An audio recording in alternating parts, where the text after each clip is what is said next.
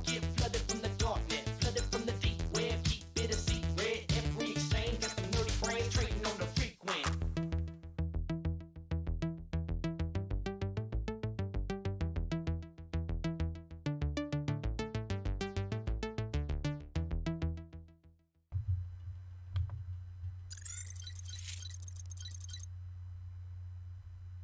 Okay, hello everyone. We're just testing the audio again. Perfect. Okay, see, the cool thing I like about this mic is that when you actually leave it on its setting, it works. So let's try this whole thing again, even though I just realized I probably have to adjust the... Yeah, that didn't work. Let's readjust this banner here. As my big hair gets in the way. Thank you all for coming back here. I'll explain what happened in a moment, and then we're going to get on with the stream, because I think I'm going to do a way better intro now. Whoop. That's not how I wanted that. That's what she said. And a little bit more, and there we go. So let's just grab a URL and get this show pony on the world here. There we go. So I'm going to lean back and see everyone as I display one of my favorite bands of all time. Hello everyone out there. Welcome to the DEF CON 201 live stream. I'm Side Pocket. I am one of the two co-founders of DEF CON 201.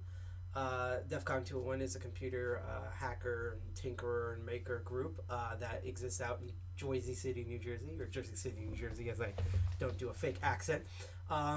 We meet up the third Friday of every month. In fact, next Friday on November 20th, we are going to have our meeting.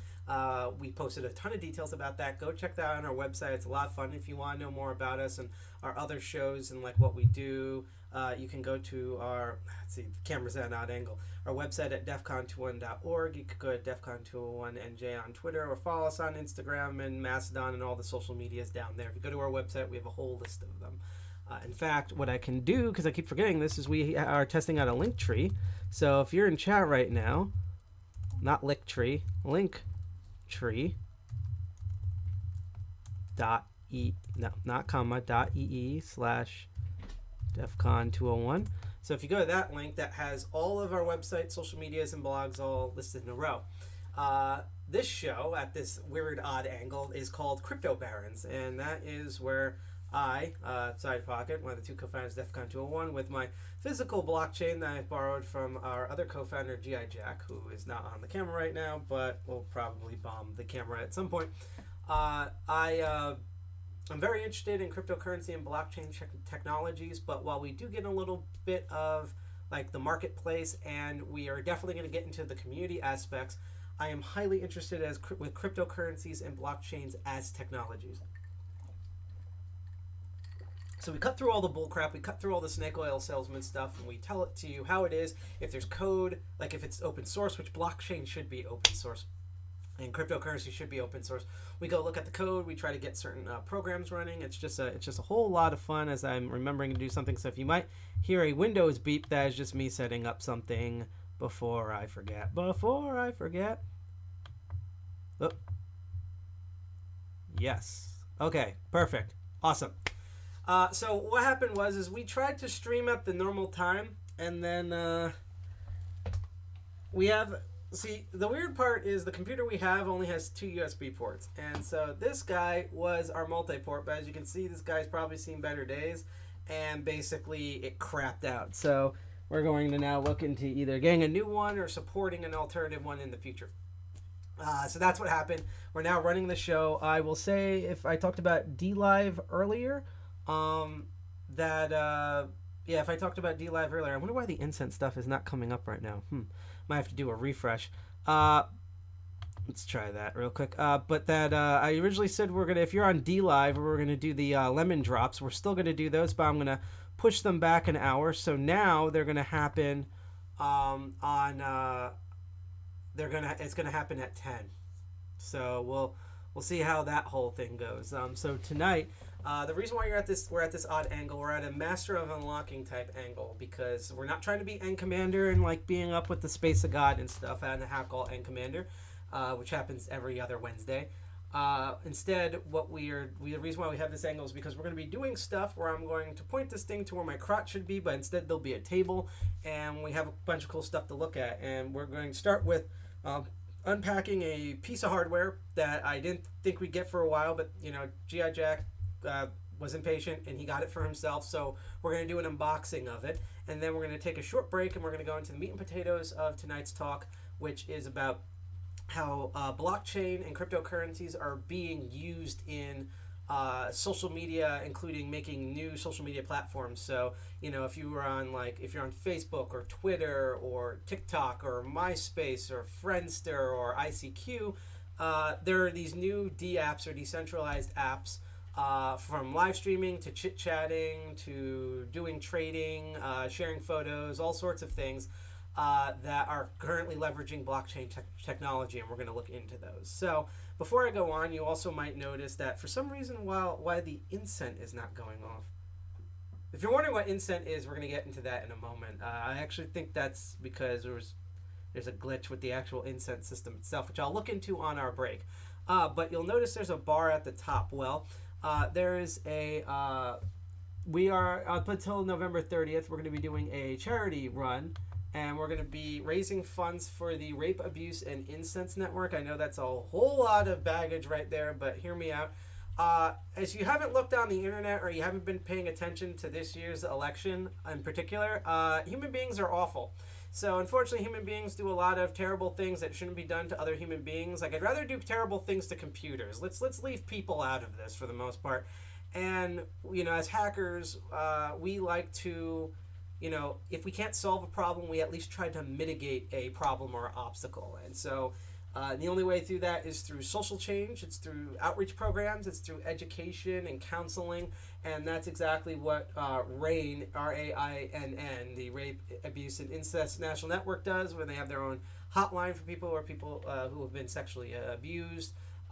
They provide shelters for them, education programs, all sorts of things, completely free of charge, all across America, and I think possibly worldwide, but especially in the United States. So as you can see on the top, our goal is we're going to try to raise 400 smackaroos for them.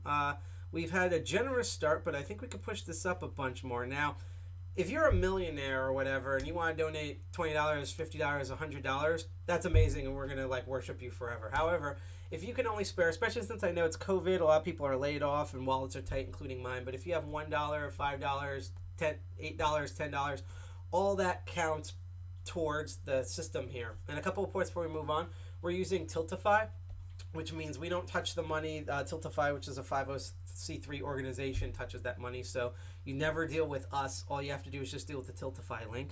I'm going to put the Tiltify link in our chat, and this is one of the things, this is why I miss having a mouse here. So, RAINN charity donation. So, if you're on DLive or YouTube, you can go to that link that I just posted in chat to donate. If you're on Twitch, we actually have a widget, if you scroll down below, that will allow you to donate and continue to watch the stream so you don't get kicked off to a new page or whatever. Regardless, any bit counts, and let's say we only make $300 by the end of the month. Even if we don't, I can't see my reflection in the glasses, even if we don't meet our goal, all that money is still automatically donated. So if we only makes $300, or for some reason, which I doubt it, it's still stuck at $30. That $30 is going to go to the Rape, Abuse, and Incest National Network to help their cause anyhow. So don't be worried. Don't worry about missing quotas or whatever. I'd also like to say that if you do, now the Incent thing is working. We're gonna detail in a bit what this thing is, but if you're on Incent, go and try to get this code that's gonna pop up in 26 minutes. But if you like what you see, you can follow us or subscribe or like to us on Twitch, DLive, or YouTube. If you're on Twitch, at the end of the stream, we're going to raid another channel, especially since GlitchCon is going on, which makes me angry because I didn't know that was happening. If I knew that was happening, I would have done something completely different for it, but I digress. We're going to get into the show. And if you're on DLive, like I said, originally we were going to do at 9:30 a treasure chest dump, but instead at 10, if any of you folks are around here at 10 p.m. Eastern Standard Time, we're going to go in the treasure chest. We're going to dump a bunch of lemons in there, and hopefully folks can earn some lemons. And if you want to make that lemon count bigger, add in what do you call it? Keep sending us lemons. You can also send us bits and cheers and super chat. And if you follow us or anything, we see those alerts like what happened before the stream crashed, as you can see. So let's get into this. So we have a cool thing to unbox that G.I. Jack lent us. In fact, because I don't have the mouse, I'm going to make more space on the table and toss everything behind me. So I'm moving the table up. This is something that you folks might be more used to on Master of Unlocking, but it's probably new for people on this show. I'm going to move the drinking glass over. And again, also, if you have any questions or comments about what I'm doing, what we're unboxing here, my crazy hair, this actual physical blockchain, you can definitely let me know in chat. I really love talking to the chat. Otherwise, keep lurking and keep learning, as I said. So let's tilt it down. Here we go. So it's odd because I really feel like I should be saying like some weird like Master of Unlocking comment because that's what I am used to. There we go. Yeah, there's nothing doxing on my phone, although at one point we're going to have to go through my phone in a moment. I'm just keeping tabs on stuff, literally. Let me just correct one thing here. There we go. So, what we have here. What do we have here? Well, yeah, G.I. Jack went nuts, and he's been on a cryptocurrency binge, so he has decided to get a Ledger Nano S. Wait, please don't use your kitchen knife. Use. Okay, I've been using these forever, though. Okay. There's no problem with these. Yeah, I'd rather it's what we. Okay. Unless you want to get me buy me a utility knife, I could do that. It's a knife. I actually really do not like these knives, so I usually use them as utility knives anyhow. So, as I was saying before, this is a Ledger Nano S. For all you don't know, Ledger is a company that makes, as it says here, a cryptocurrency hardware wallet. And let's read the back of this because, unfortunately, this camera is not the best with focusing, although here's kind of a good idea of what the back of this looks like. Snazzy packaging all around. It really looks like a high-end Apple product, to be honest. Hopefully, it's not as pretentious as a high-end Apple product, but this is cryptocurrency we're talking about. So it says crypto hardware wallet. Ledger Nano S is a hardware wallet based on a secure element for storing cryptocurrencies, embedding a screen, a check, and secure digital payments. And back here, it supports things. It supports Bitcoin. It supports coins on the Ethereum network. It uses the FIDO authentication, and it primarily uses USB. It also says back here it's open source and developer friendly, and you can install third-party apps or build one of your own. Now, if you were on some of the earlier episode of Crypto Barons, you would know that so let's put it this way. You can, if you're super broke like I am, you can technically create a hardware wallet by taking a USB stick and doing some software modifications to essentially put a cryptocurrency wallet of your choice and cracking down on it. That's kind of the gist of it right there. These are still a good idea. Like Ledger, I've heard good reviews about, as well as Trezor. And I keep wanting to say Trent Reznor, like from 9 Inch Nails. It's probably where they got the name from. They were probably all drunk and said that. But, so I'm not saying that you shouldn't get one of these. And to be honest, I can't remember what the price of these are. All I know is that I'm too broke to normally afford one of these. However, just like anything with any piece of technology, hardware or software, nothing is hack-proof. So just because you get one of these, while you're probably doing better local hardware security than most, especially if you have the disposable money, do not get this and think that's Fort Knox. And as we covered in a previous episode, there are various code injections you can do. There's various ways you can tamper with the actual hardware itself in order to expose the wallets and defeat the encryption on these. Everything from various cryptographic attacks, buffer overflows, putting it through super extreme heat and cold, and the main thing that I remember the Ledger Nano being particularly susceptible to, which was adjusting the voltage on these, and especially putting stuff in the little display screen here, which I believe Live Overflow, if you look up, you can check out his videos, did a whole thing about how you can sideload data onto these. So without further ado, let's see on here. Also, just to note, this is compliant just like every piece of hardware that is legal with the FCC and a bunch of other organizations. Let's get going. So first of all, now here's the odd thing. I did bring out this guy, but I want to try something now. I've been recently manicuring, but I just want to see something here. Yeah, so unfortunately this is too rich for my blood, but the thing is that this is just very basic saran wrap type packaging. So if we make one tiny slit along the one of the gaps here, we should be able to open the whole thing. So here we go. So I wedge that, and then you cut down. I can tell that they package is snug, and that's all we'll need to do.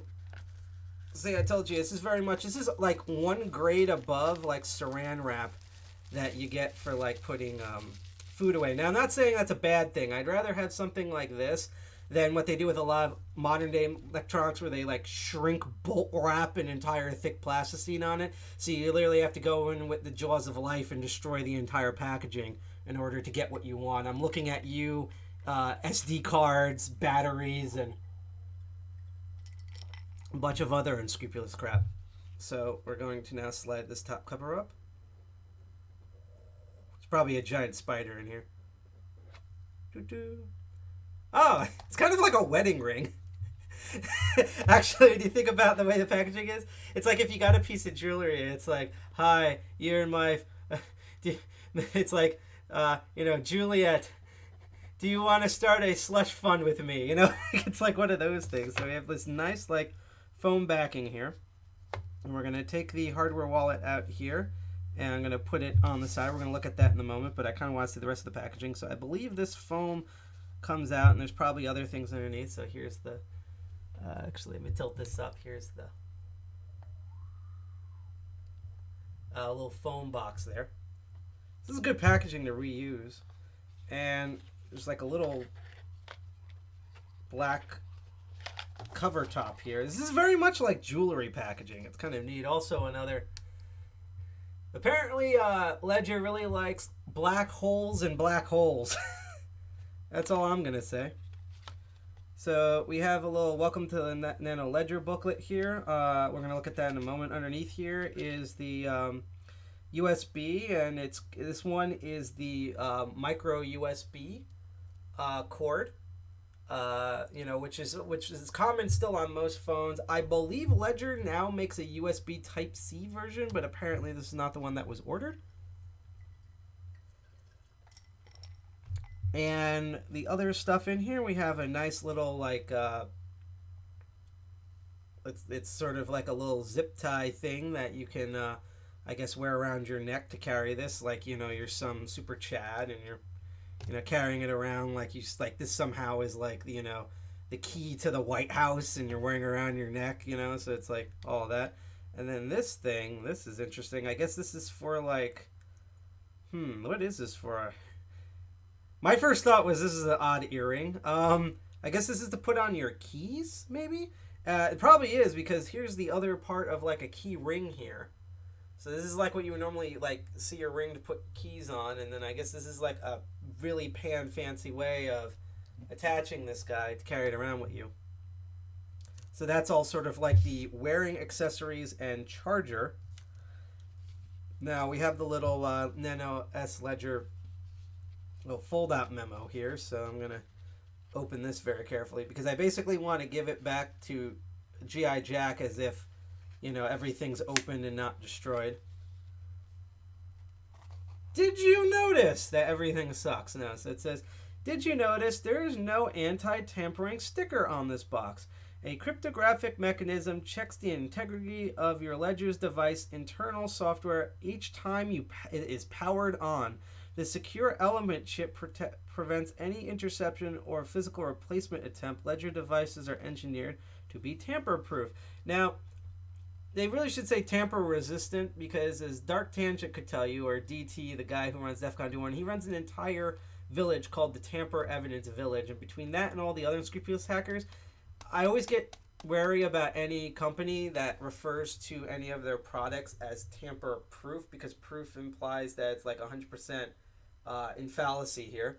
But it is kind of neat that they said there's no anti-tampering sticker that you would normally get, like if you got a device from like a Best Buy or something in the box, because I guess basically the anti-tampering cryptographic software is built on the hardware, so their argument is that you don't need one. So I'm going to fold these other two flaps, and we can learn more information at ledgerwallet.com/genuine. I think we'll check out the URL later, and it seems in here we just have a bunch of instruction little booklets here.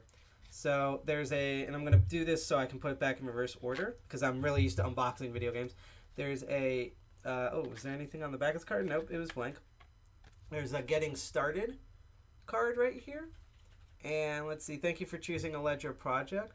And it says get started at start.ledgerwallet.com. Follow the instructions on configuring your device.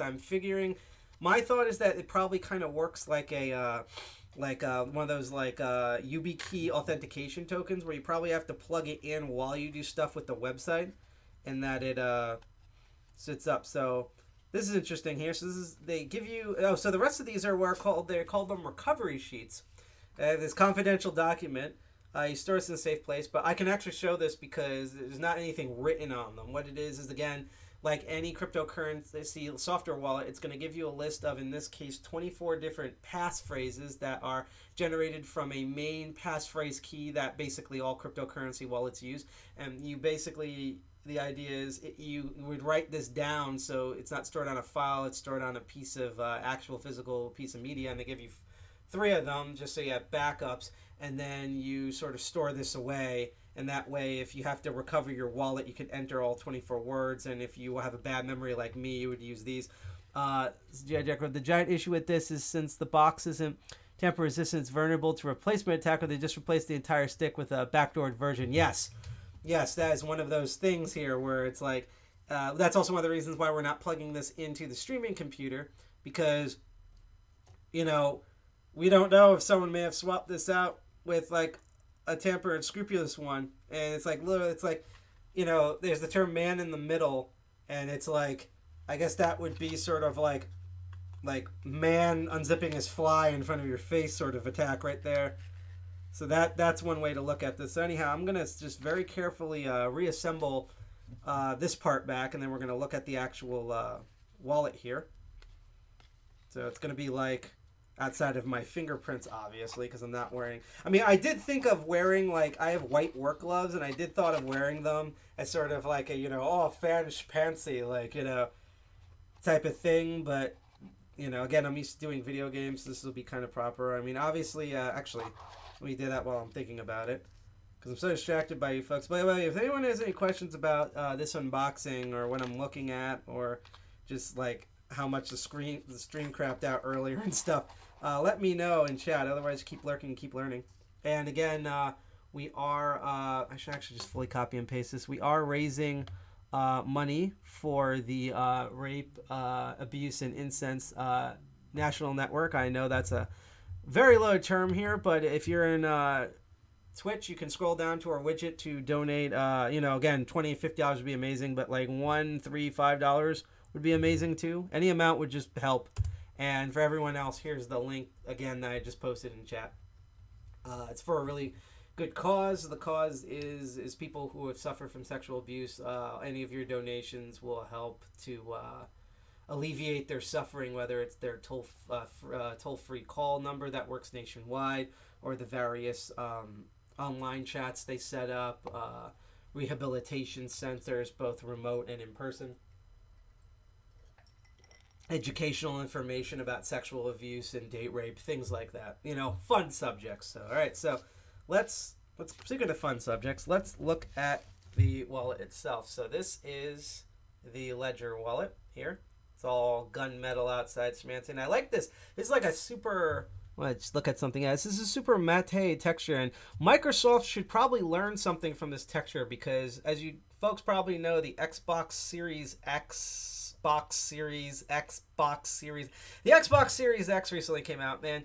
A lot of people thought it was going to have this sort of black finish, but unfortunately it has a slightly different finish on it, which, according to people who own it, is a ginormous fingerprint magnet. It's so weird because the Xbox Series X is not glossy, and yet it tracks fingerprints as if it is a glossy POS. So like Microsoft probably should have covered their box with this texture, but that's also assuming Microsoft will actually be competent with something. So I'm actually going to move a little bit because I want to grab something else to compare. So this is my trusty go-to USB stick right here. And I'm going to put above it the Ledger wallet. So you can see, I guess really outside of this turning point here, like that would technically be the beginning of it. And there's a little bit of bulk in the front here. There's not really much of a size difference. So the Ledger, thanks to this loop here, which you could also probably loop to your belt and stuff, is a little longer. So unfortunately, one of Jack's things is a little longer than mine. But they're really comparable in size. So the Ledger is truly a portable wallet here. So I just wanted to do that to compare. And now we're going to do the switching out. So Transformers, blockchain in disguise. So I will say that the gunmetal gloss, it picks up some fingerprints, but not a lot. And check this out. There's like a Latin phrase engraved on it here. It's very shiny, so it's kind of hard to see. But I'll read it for you. It's vires in numeris. I guess maybe virtue in numbers or something like that. I'm terrible at Latin. I'm half Polish, so don't care. On the back of it is the same thing that was on the back of the box with the FCC, that it's following all the regulations so that no one gets sued or damaged. It's actually a very, like, I thought this was going to maybe either, not necessarily snap in place, but I thought it was going to, like, sort of resist here at the end, so it becomes one giant thing, and then you do, like, more pressure. But this is, like this is not going to break it because it's, like, literally this loose. So, like, I'm actually shocked. So that kind of makes it a little awkward to hold because I thought you'd be able to use this back end here to stabilize the rest of it, but you're really holding it, like, up near the top here. So let's look around. So there's the little micro USB. So that's where you would stick that cord earlier. You would put that in here and connect to that. So it's not like a USB stick where it has the honking bit at the end of it. You need the cord in order for it to interface, which is interesting because that would also mean you could potentially do, I believe, Hack 5 has cords now. They're expensive. They're like $80 to $100, but they have cords where basically you can man in the middle using the cord. So, if I got one of their sort of packet capture cords, that's a mini USB, a micro USB cord, micro USB to USB.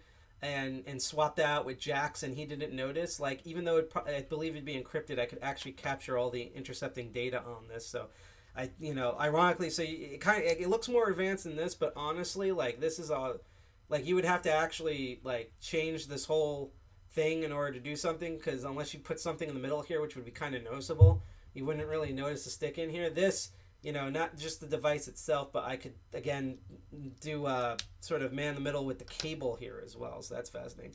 On the top here are two physical buttons that I'm kind of afraid to click because I don't want to accidentally turn it on, but we're going to find out here. Because I think you have to hold it down. They're not cheap clicky. They make a click sound. You can kind of hear it. But they're not gummy either. It's honestly, like, from someone who plays video games, this is actually the type of tensile click to gummy ratio in a button that you want. So commend them for good buttons. Nice double buttons. And then, of course, over here, it's hard to see because how glossy it is, but there's that miniature square there. That is the LSD. Oh boy, maybe later. No, this is the LED screen. So even when you don't have it plugged in, that's what the two buttons are for. I guess you would hold it down, these buttons to turn it on, and then you can go through, like, menu options and basically browse the different wallets and the amounts that you have right on here. Because I'm guessing it assumes that because you physically have this, that it must be yours, which again is a contentious issue here, because if someone grabs this or does a man in the middle or puts evil data on this, they technically have to get close to it, but how many people do you know plug USB things in their computer and then walk away to the bathroom or to like talk to a hot girl or a hot guy or whatever while they're distracted? You could do so many things with this. But that was the Nano Ledger. Overall, really nice thought out packaging, you kind of go through a journey of like it's really easy to open the outside plasticine, and then you pop the top open, and you take this thing out, and then behind this, under this nice foam protective measure, has all the other little materials, including a good welcome guide. I really like the black matte design of this. I really wish there was some resistance or a click here so that it could become a full sort of USB bar, because otherwise this thing just sort of flaps around here, and that makes it kind of feel a little bit cheap. Although I know you're not plugging it directly, but just having that stability I think would have honestly really helped. And I can now start to see the metal does collect fingerprints, but it's nice to know the main body doesn't. Good clicky buttons, and I haven't seen the screen yet, but from videos I've seen it should be really nice. And I'm glad that it includes everything with it, including like accessory things so you wear around your wrist, or you put it on your keys or around your neck like I do with the blockchain itself. Actually, that could be a good companion piece to the blockchain. This actually gives you kind of a good size comparison to how big this hilarious literal block on the center block on a chain is. But the screen quality I think would be a little good. I'm kind of interested to see what later on what the display looks like, because I can imagine like really kind of squinting at it.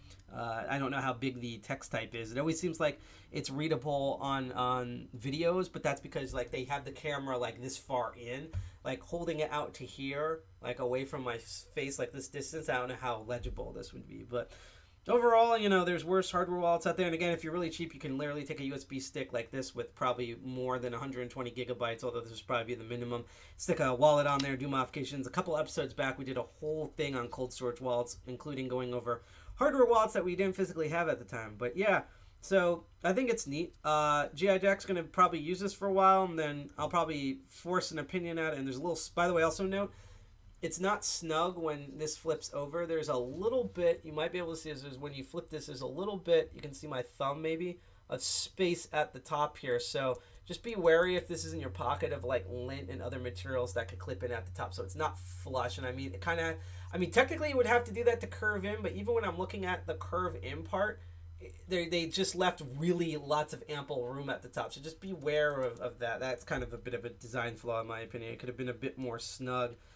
Just to prevent odd objects and stuff from sticking in and gunking it up. But, well, G.I. Jack will use it for a while. Maybe like next month. I'll give you an update in December, possibly, or January, on what he thinks about it and his pros and cons from using it. But that is the unboxing. I'm going to put everything back here. A bit like this, I believe. Yep. That's where I'm a genius. So that was the Ledger Nano S. I'm going to play some music and go on a short break. I'm going to hand this back to him. And when we get back, we're going to get into the meat and potatoes of today's episode, which is about all the different ways blockchain is being used for various social media stuff. And again, if you really like our content and you really can't wait to check out, which we'll get into what our November meeting is going to be like, you can hit that bell and subscribe, and share on Twitch, DLive, and YouTube. Also note, once again, as you see on the screen, we are currently raising funds for the Rape, Abuse, and Incest National Network, aka RAID, which helps out sexual abuse victims across the nation. And considering the type of people we currently have in the government and people who supposedly killed themselves but probably didn't kill themselves, there's a lot of people who are unfortunately abused in this country, and we should really help them out. So any amount of money, even if it's $1 or $5, will definitely go towards our $400 goal. Even if we don't meet that goal, the money is going to be sent over, and it's going to help out their hotline, their social outreach, both social distancing and the limited availability in person they have right now due to COVID. And it will just be a big help for a lot of people, because trust me, I'm often around other hackers, and we talk about like our physical, mental, and sexual abuse stories, and I'm pretty much convinced that most hackers have at least one, if not several. So, that's unfortunately a big issue. And again, we are hackers. We like to solve and mitigate problems. And right now, this is the best way to go about it, is to give resources to experts so that they can continue to do this for free. Because if they're not going to do this for free, then eventually Google's going to try to do it for free, but then charge up the ass for it, like what they do with all their products.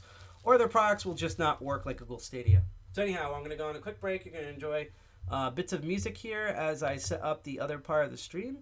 And I'll see you in about a minute or two, and we're going to continue on. So keep donating money, and stay tuned for the second part of the episode. So just give us one moment. We will be right back. Do not go away. We will be back. And at 10, we're going to do the treasure lemon drop on DLive. So stay tuned to that. So see you in a bit.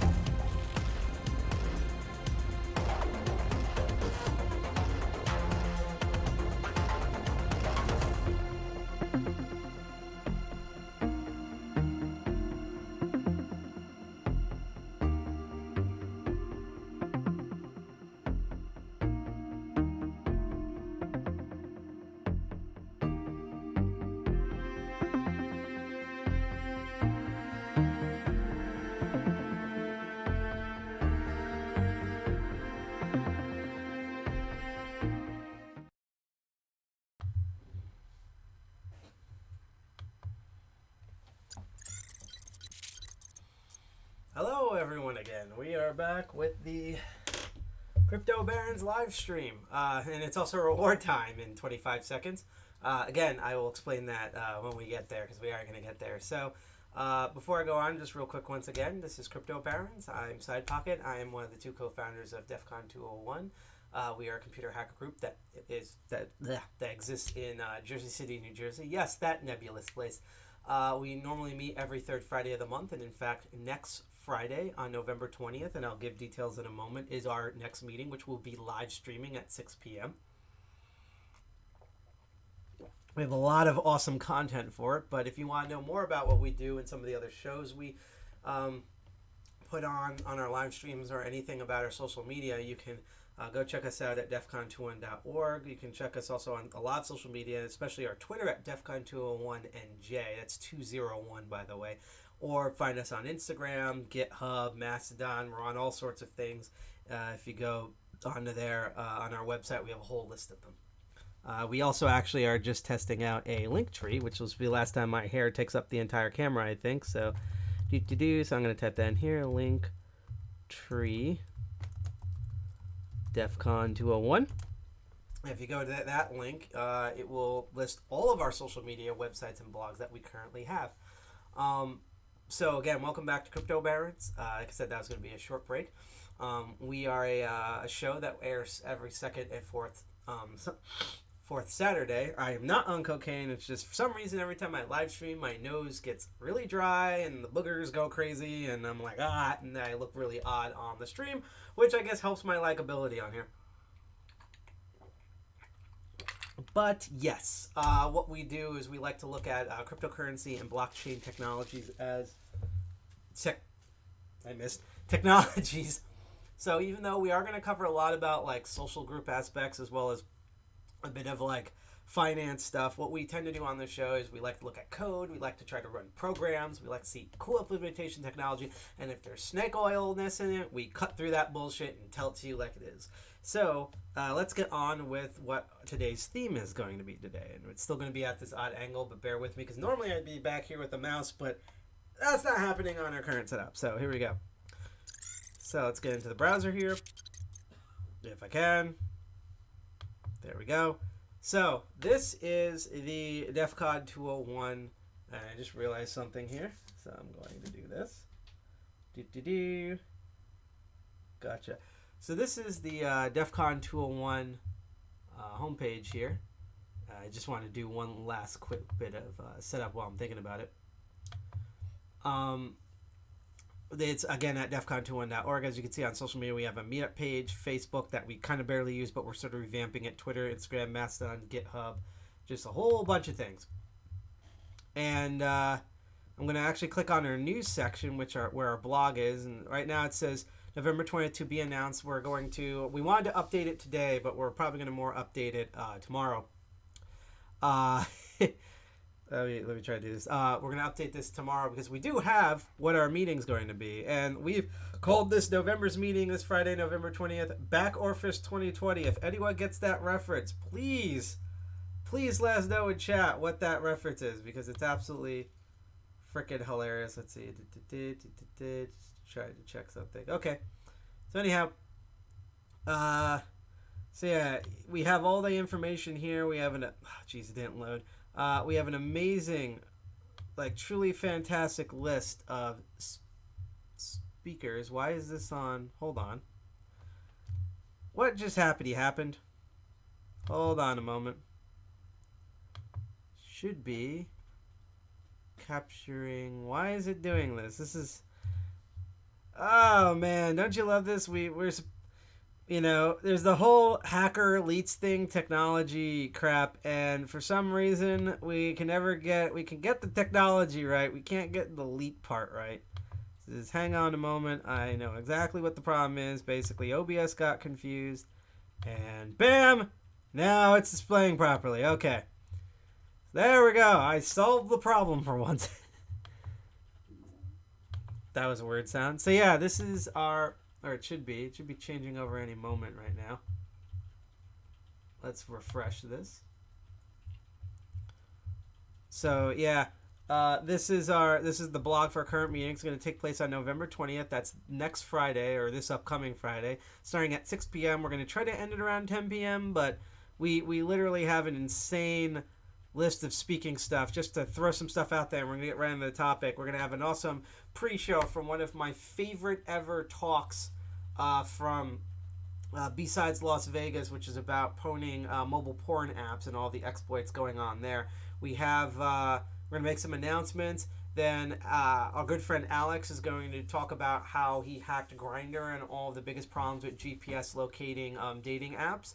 I'm going to be presenting... No, I normally do this other show called The Master of Unlocking, which normally takes place every other Sunday. Now it's going to be every first and third Sunday of the month at 8 p.m. Eastern Standard Time.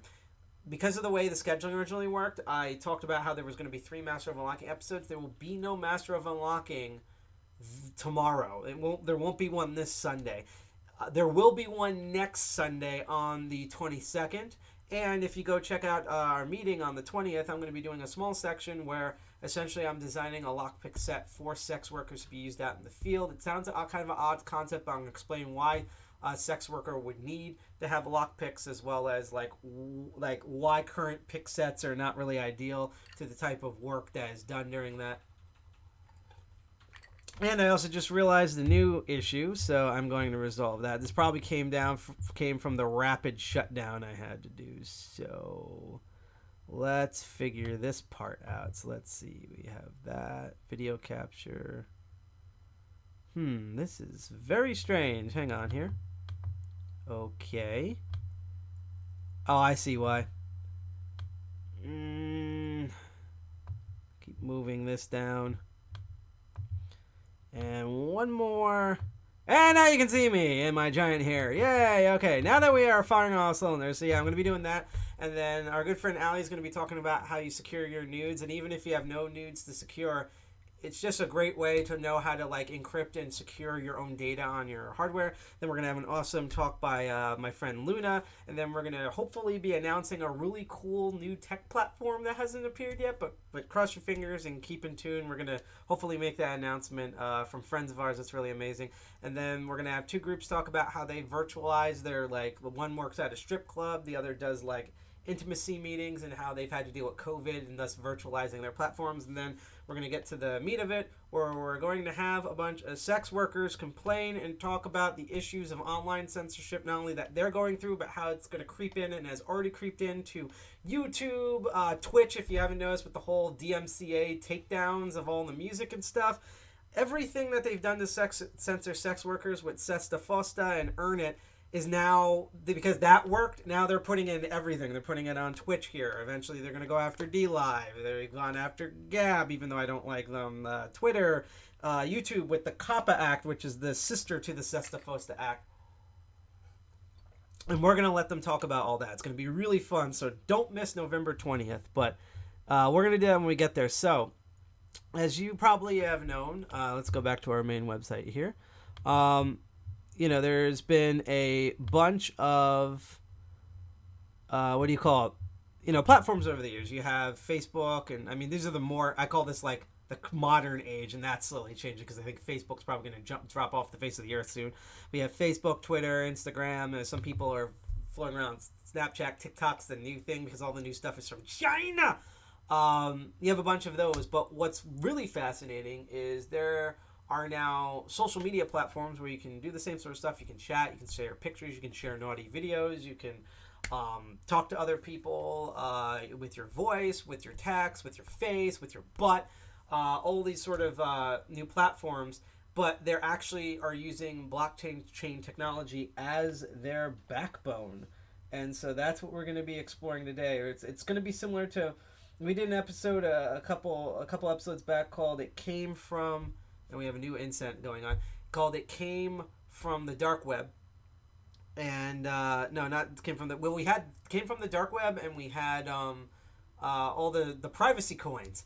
And, what was I getting to?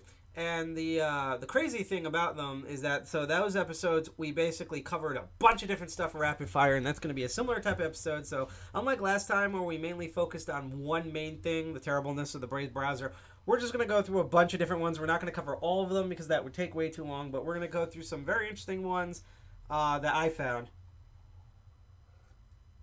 So, let's, as antisocial hackers, get social, starting with the first one that I'm going to load up, which is called ZBay. Now, if there, anyone in chat was actually at Hackers on Planet Earth, please let me know, because this is actually where I first heard of this thing. So, 3 episodes ago, we covered a privacy coin called Zcash.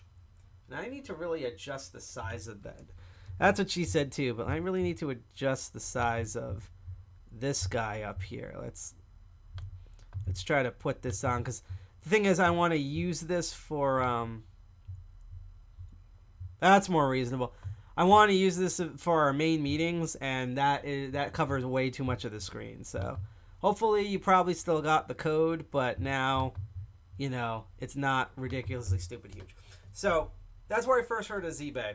And that's, what the hell is a ZBay? Just like what Cell said, every time I hear ZBay, I think it's like a parody of eBay for like Zillennials or something, and all I hear is Weird Al's weird parody song about eBay, which is a parody of the Backstreet Boys song My Way, but now pronounced ZBay. So after getting out of that TV tropes hell, what is this? Well, the reason why it's called, it has a Z in the front of it, is because it's based on Zcash. We went through Zcash earlier about how you can do stealth addresses and a bunch of other cool privacy features. So it's using that sort of same system, and it's using a fork, if I remember correctly, of the Zcash blockchain, and it has some compatibility with the original blockchain, except instead of it just being a cryptocurrency, it allows you to message people, send Zcash and a bunch of other cryptocurrencies through it, and do economics and stuff. Think of it as, if you probably remember Riot, which recently changed into Element, or if you've used a platform like Discord, which Discord itself you now can trade direct cryptocurrencies through. It's like that, but it's actually based directly on the Zcash blockchain itself. So, as you can see, it has multiple different clients. It's on currently, if I remember correctly, they have it on Windows, Mac, Linux, and Android. I don't think there's an iOS version of it yet, but I'm pretty sure they're probably working on that, although that's going to be difficult with the new ARM chip stuff. So just some of the features here is you have the message privately on the chain. On ZBay, every direct message you send is end-to-end encrypted, so that only the recipient can see it. Unlike Signal and WhatsApp, ZBay does not use phone numbers or trust on first use, so it's more of just basically, again, it's using the cryptographic hashing that we talked about in the first episode, where it validates blocks. It does that for all of its users, and it, I believe, does a version of that for all of its messages. It says on here you can buy and sell things on ZBay privately with Zcash. ZBay lets you send a seller your order information, such as quantity, size, etc., to your shipping address, if necessary, with funds in an encrypted message. As we pointed out 2 episodes ago when we covered Zcash, with Bitcoin parties, third parties can see who paid who, like where you sent the address, what it was probably for, who it was sent to, etc. But Zcash makes this more difficult, if not impossible. It's more accurately more difficult to protect your privacy. There's hope some days that ZBay will have escrow payments with dispute resolutions and selling ratings, so it's going to be more of like an active marketplace, kind of like what eBay is right now. Channel owners can use moderation to keep out scam sellers, and probably also spam sellers too. So let's see. So ZBay has channel group chats. We actually are going to try to test this because we've been using Keybase, and we do like the original concept of Keybase, and it still works for us. But because they got bought out by Zoom, and all of Zoom's unscrupulous policies, and just sort of the bloat of Keybase, once again, we're kind of looking like if there's somehow a better chat messaging out there than Keybase, we would like to try that. And so we're actually going to test this for a bit, because we don't know if this will replace it. And they also say it right at the top of the website that this is still in beta. It says right here, ZBay is in beta. Do not use for storing funds or when security is critical. So they're just trial testing this, but we want to test this because if this becomes an actual thing, this actually might be something we'll use to replace Keybase with. Who knows? But yeah, ZBay has channel channels, group chats that can be either private or public. Messages to your channel are encrypted, but everyone who gets the key to the channel can see them. Public channels have owners who can moderate messages, keep their community safe. You know, all the usual community stuff that you would do like on Discord or AIM back in the day or whatever. And ZBay doesn't rely on central servers because, again, it's a peer-to-peer chat system. Anyone can register a username or a channel. Soon you'll be able to register as many usernames as you want. That's something I can't wait for because I kind of got stuck with a certain username on here, but we'll show that in a moment. Username and key channels can gets engraved in the Zcash blockchain with your cryptographic key, so it does use part of the core chain for that. So remember, like I said, a couple when we covered ZeroNet. Note all the Z's in here. We talked about how someone came up with the idea of burning a Bitcoin, and then instead of using that burned Bitcoin for cryptocurrency, basically it wipes the actual cash, the finance data out of it. That makes it a Bitcoin. You can then put any sort of data you want in there because essentially that's what a Bitcoin is a block of data that is encrypted. The money value is just because we treat it like it's a money value. Just like with real fiat money, except the real fiat money is backed up by a bunch of people holding firearms and nukes. And that led to the concepts like ZeroNet, where they use that same technique where instead of storing finance information, blockchain stores user information. That's why there's no passwords and stuff, because you use your public and private keys in order to log into this. Remember public and private keys, because we are definitely going to get into them. I'm just checking the time. We're definitely going to get into that with one of the later things we're going to look up. So as I said, username and channels get engraved. That means ZBay does not control who has a ZBay account or what you do with your account. ZBay was ever forced to censor users, and developers could fork ZBay and remove the censorship. Now, technically, you could do that with something like Keybase, but the thing about it is that they do use a piece of centralization of something with the core mechanics, so you would have to replace that. It sounds like with this, because it's also, the Zcash is, if I remember correctly, its blockchain is open source. You can literally, if you knew what you were doing, make your own fork of ZBay way easier than you could do with something like Keybase. So,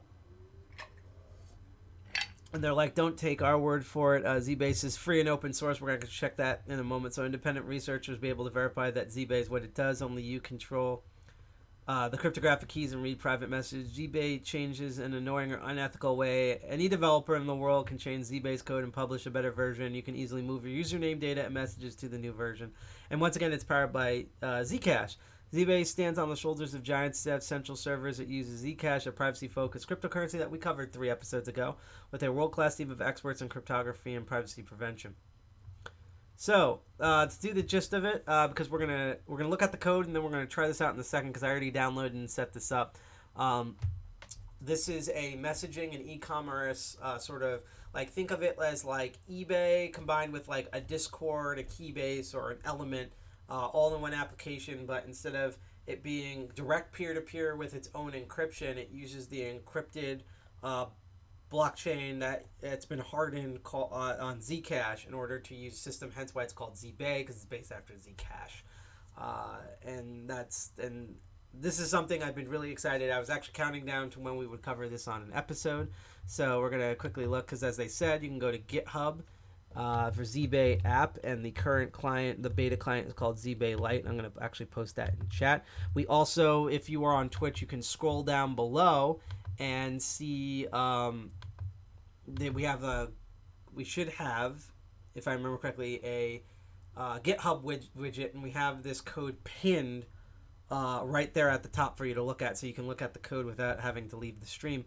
But yes, it's apparently, like most cryptocurrency things, apparently it's mostly a JavaScript, but it uses also a chunk of TypeScript. Let's see. As they said, ZBay is an experimental app for Windows, Mac, and GNU/Linux that builds an IRC-like community and marketplace on the Zcash network. There's a whole building method here. I guess they use the dreaded npm in order to install it. And like I said, I would love to go and build this installer, but we know how that usually works out in Crypto Baron. So instead, I basically downloaded the Windows version.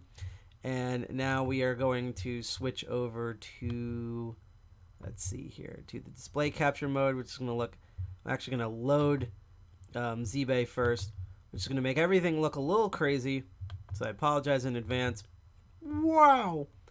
But yeah, now you can kind of see everything here. And then we're going to look at Zcash, Zbay itself. I'm going to see if I can make this widescreen.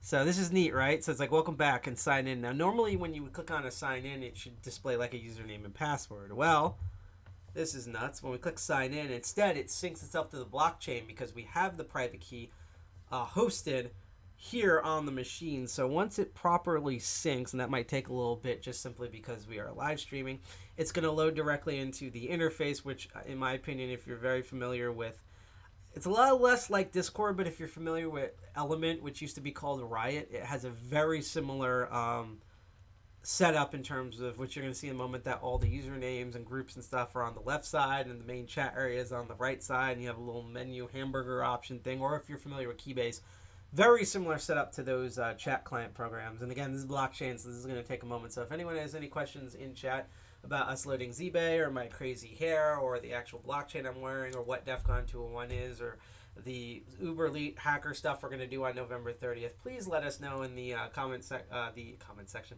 the chat, because I love reading the chat. Otherwise, keep lurking and keep learning. And again, if you really also like what you see, you can click that like button, share, subscribe on Twitch, DLive, or YouTube. It is 9:41. Don't worry, like I promised, at 10 we're going to do the lemon distribution. I'm going to be really mad if you all missed the lemon distribution treasure chest, and then then people on DLive are going to come at the end. But yep, just finally loaded. And we have a little bit of Zcash already, which is used to verify our username. You can see I just registered a username today on this. I don't know how to bring it to other clients. I think that's something they're working on in the future, so I'm kind of stuck with this client, meaning if I load this on another computer, I think unless I did see an option for a private key, which they're like, if anything happens, you can use that to recover the wallet. So I assume that if I load Zbay on my other computer and then use the private key, I might be able to log in that way. And then because they're already synced to the chain, because as you saw, there's no password system, it's already verified. We're going to have a lemon party.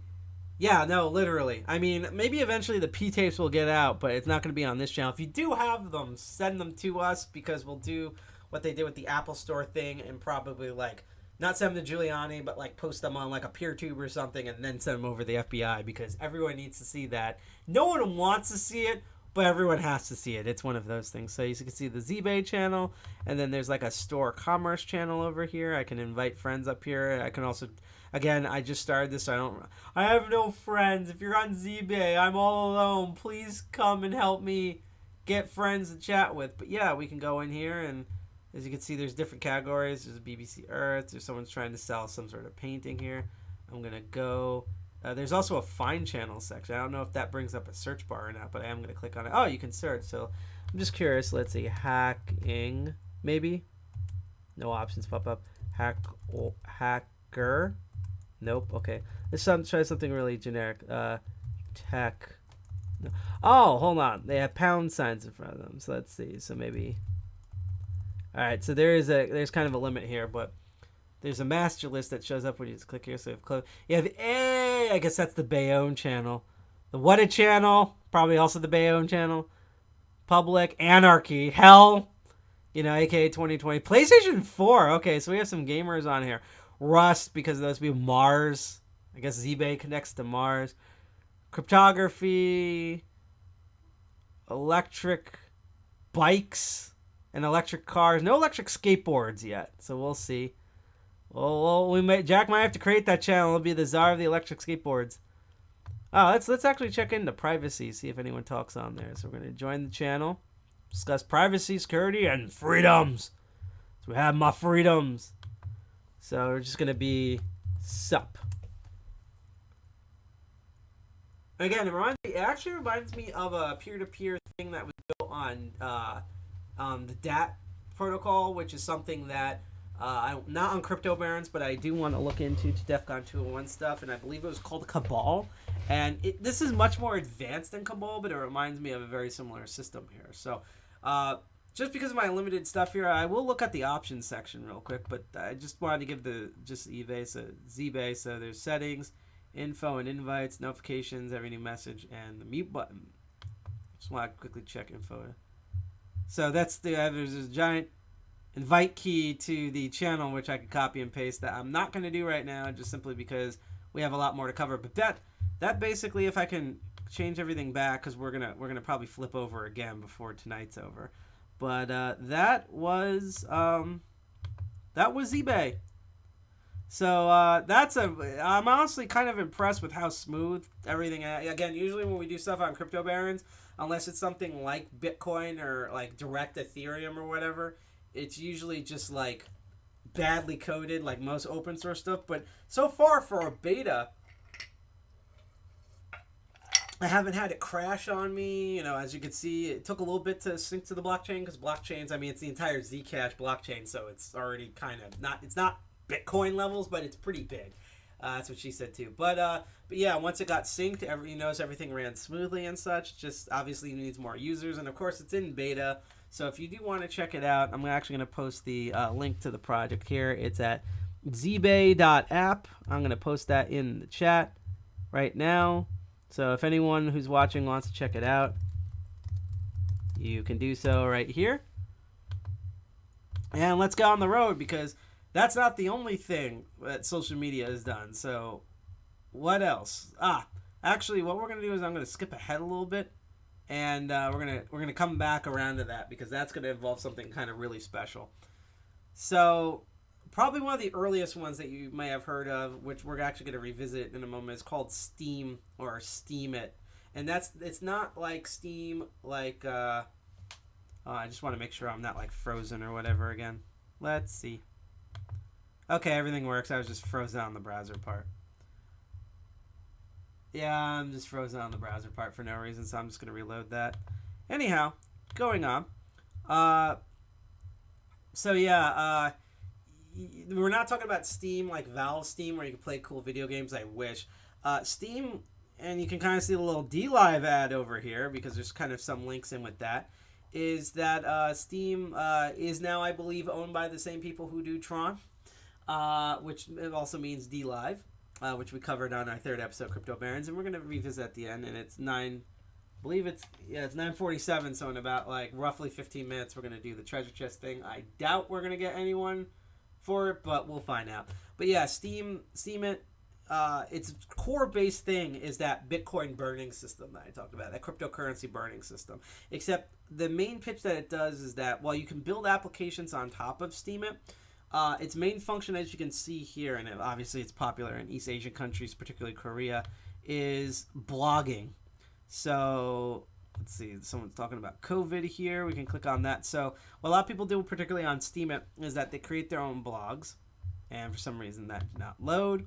But I will. Now it loaded. Of course, it loads when I click on things. So let's go back to that. But yeah, there's different usernames, and you can sign up with your own username. And again, it works very similar to what we saw with ZBay, where your private key is your own password, so you don't really have to enter a password to log in or anything, from as far as I know.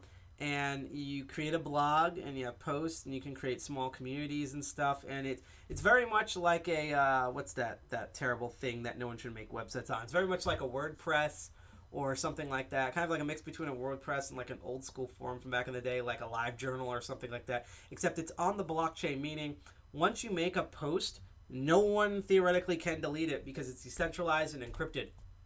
So if someone, I mean, you could probably try to do it. I think there has been attacks on the Steemit blockchain, but by its nature of it being on a blockchain and having each block encrypted, each post that you make is stored as a block on the blockchain that then links to a certain other part of the blockchain that tells you that that's the user being posted. So you would have to really go through a lot in order to do like the type of like online censorship that keeps people up at night. I'm just going to move my little display a bit up more here, so it's a little bit more even, because I'm very much like I'm not like super OCD, but like, I just want to make everything, I just want to be pretty, just want to look pretty.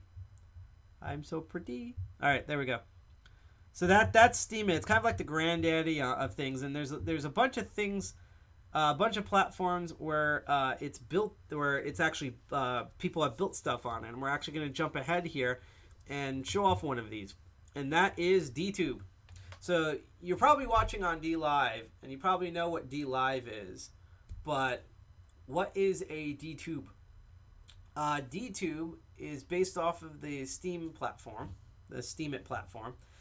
So that means it's like a Russian nesting doll. It's like you have the Steemit platform, and then you have This is nuts. So sorry, you have DLive, which is in Steemit, which is now inside of Tron. It's just craziness. But it was one of the first, in my opinion, true rivals of YouTube outside of Vimeo, if you remember that, or if you're really old, you remember Babelgum or Babblegum or whatever they called it. And what made it very unique at the time, and I don't know why this is annoying with the bitrate stuff over here. Just want to double check. I'm still streaming. I'm doing good, so I'm going to press on. What makes it unique is similar to how Steemit stores posts as blogs, DTube stores videos on its blockchain. So every block on the chain has the actual data for the video. And thus, theoretically, again, if you put something on DTube, it's not going over. This contrasts to something like PeerTube, which is peer-to-peer. So as long as someone has the file on the network, they are that the video's not going away. But in this case, even if no one was watching any of the videos on YouTube, they will still be there because they're on the chain itself. And therefore, unless you would attack DTube's chain, which is on the hardened Steemit network, which itself is now backed by Tron, you're not going anywhere anytime soon. And as you can tell, we actually do have a DTube account. And unfortunately, we've been neglecting it because it's been really busy. Now, we eventually are going to put some of our videos that are on YouTube and other things on there. Unfortunately, those file sizes are really huge, especially for what we're trying to use them for. So what we're going to try to do instead is, because we've already logged in with our private key, and I just want to double check something here. Yep, we're all good. And actually, let me close, I'm going to close ZBay there just to add some more bandwidth. And by the way, just to show you just show you all what we're talking about, let's do some search. Let's do hack, not knacking, hacking. And I just want to see what possibly comes up. It's just going to take a little bit. So Wi-Fi hacking tutorial, video of someone getting Twitch streamer banned for hacking again on Minecraft. Kind of just a random potpourri of stuff. I'm just so happy there's how to hack a camera on Android. Let's look at this Wi-Fi. I just want to show you the interface of this. And I turned the volume off so you won't be able to hear the audio on this. But as you notice, they're very much here trying to crib from YouTube. The layout is very much like YouTube. You have the main video up here. You have the related videos on the right side. If you note, there's no ads. So because all the rewards and stuff is the blockchain and things like that, there are no ads on this thing. As you can see, views and stuff are rewarded on DTC, which is the coin that DTube is based on. And this person's doing some crazy Wi-Fi hacking stuff that I nor disagree with, nor do I condone it or condemn it. But yeah, and you have like the person here. You can hit a subscribe button down here. Has a video description, a little more. You can make comments on the videos and stuff. And I've seen DTube vids get pretty popular out there. It's just obviously every time I search for the hacking part, I don't really get many results from it. So that's why that one, as you can see, the amount of DTC is low. Came out 3 months ago, and I guess no one has ever really noticed the video. But there are videos that do have a good amount of views on here. This one has 120 DCTs. It says 260, so it's not going to kill YouTube anytime soon, but it's a decent views. But what we're going to do is we're going to actually attempt to upload a video on here, because I actually reached out a while ago, and if everything works correctly, we were the people who ran DTube reached out to us and said, hey, we noticed you have a DTube channel. Why haven't updated any content? And I'm like, we're broke hackers. We don't have enough DTC to actually upload stuff. So they, if I remember correctly, gave us a bunch of DCT to use. So if that DCT is still valuable, if that DTube coin is still working, we should have enough to upload some videos on here. They gave us a ton. So we're going to attempt to do that and see if it works. So we have some choices here on how we want to upload the video. We can do peer-to-peer, which is best for resilience and anonymity. We have third-party, which is best for speed and high def. Our file upload is best for simplicity and small files. I'm going to first try peer-to-peer, and if that doesn't work, we're going to do the file upload directly here. So let's see. So, this is neat. So we're not going to go into this today. Actually, this bit at the end here we're going to cover next time. But we then have to select peer-to-peer if we want to do a system for it, so we can actually upload it directly through BitTorrent. We can use the appropriately named Skynet decentralization cloud storage system, or you could use IPFS. I will talk about this at the end, but I'm not going to do this because I would like to do this through IPFS. However, we are actually going to cover IPFS in the next November Crypto Barons episode. So we're not gonna do peer to peer today. Instead, we're gonna go back. We are going to go back. I said we are going to go back. There we go. And we're going. Come on. Are we doing this? We're gonna go back and instead. So we're not third party. If I remember correctly, I'm gonna click on it. But this allows you to actually upload a video from another URL. So this is kind of neat. So this is for speed and stuff. So basically, you enter a video URL, and it will actually upload that. So from Facebook, LiveLeak, Venmo, YouTube itself, Twitch, even Instagram, and it will basically archive that and put that on the blockchain. So that way you're not sending files or anything. There's all of that. But what we're actually going to cover instead is we're going to do file upload. And this is, let's see, so we choose the upload server, so we could do the default one. We're going to do a default one, and you're not going to see it, but I'm just going to choose a very simple short video. It's going to be it's going to actually be the intro to when we do specials here on DEF CON 201, which we hope to be doing for this Thanksgiving. So let's try to find it here. Let's see, where did I put these? So is it in here? I doubt it. I think it's in the streaming resource. Here we go. So let's see. So somewhere around here we have the the DC201 special. This is a very small file. It's only 9 megabytes MP4 video. So we're gonna choose that one. And it's uploading right now. I did that because, again, all of our other videos are like gigs upon gigs. You would think we were Google with the amount of gigs we were problem. So that's the adding source to IPFS, encoding in 240, then encoding in 480, contacting Sprite, all of that. All right, so file upload and processing, click finish, preview your video. So it's on the default gateway. And then once the video is uploaded properly, I can go in and edit. So here we go, publish the blockchain. So video is almost ready. We can optionally add a thumbnail. Let's see, this image will be used to display video and further usage. Recommended is 640 by 360. You can add video mirrors by clicking on add video. This is good if you're afraid of getting your video deleted on third-party providers, or you can add subtitles directly through the add subtitle button. So we're just going to title this one DEF CON 201 special intro, and we're gonna write, this is the splash video we run when live streaming important specials that are unrelated to any existing category. We hope you get the reference if you are old school. Because there is kind of a bit of a reference that we're making when we do these, as my hair eats up the entire camera, that we do during this. So let's see. So then we can add some tags. Let's see what, I don't know. Okay, so, oh, there's a cryptocurrency. Of course there's hex. We're going to talk about hex in a second here, but let's see. Is there any tags that we're going to do? So I think it's only the tags that pop up, which makes it a little limited here. Cycling, mirror, DCT. Not that many variety in the tags here. So let's see. Can I do custom tags? Okay, now I'm curious. I'm actually going to pick an existing tag, and we'll see how it actually loads that tag in or not. Okay. So we're just going to keep for mirroring. Video duration. It's a lot shorter than that, so we're just going to keep that. We can trash it or publish video.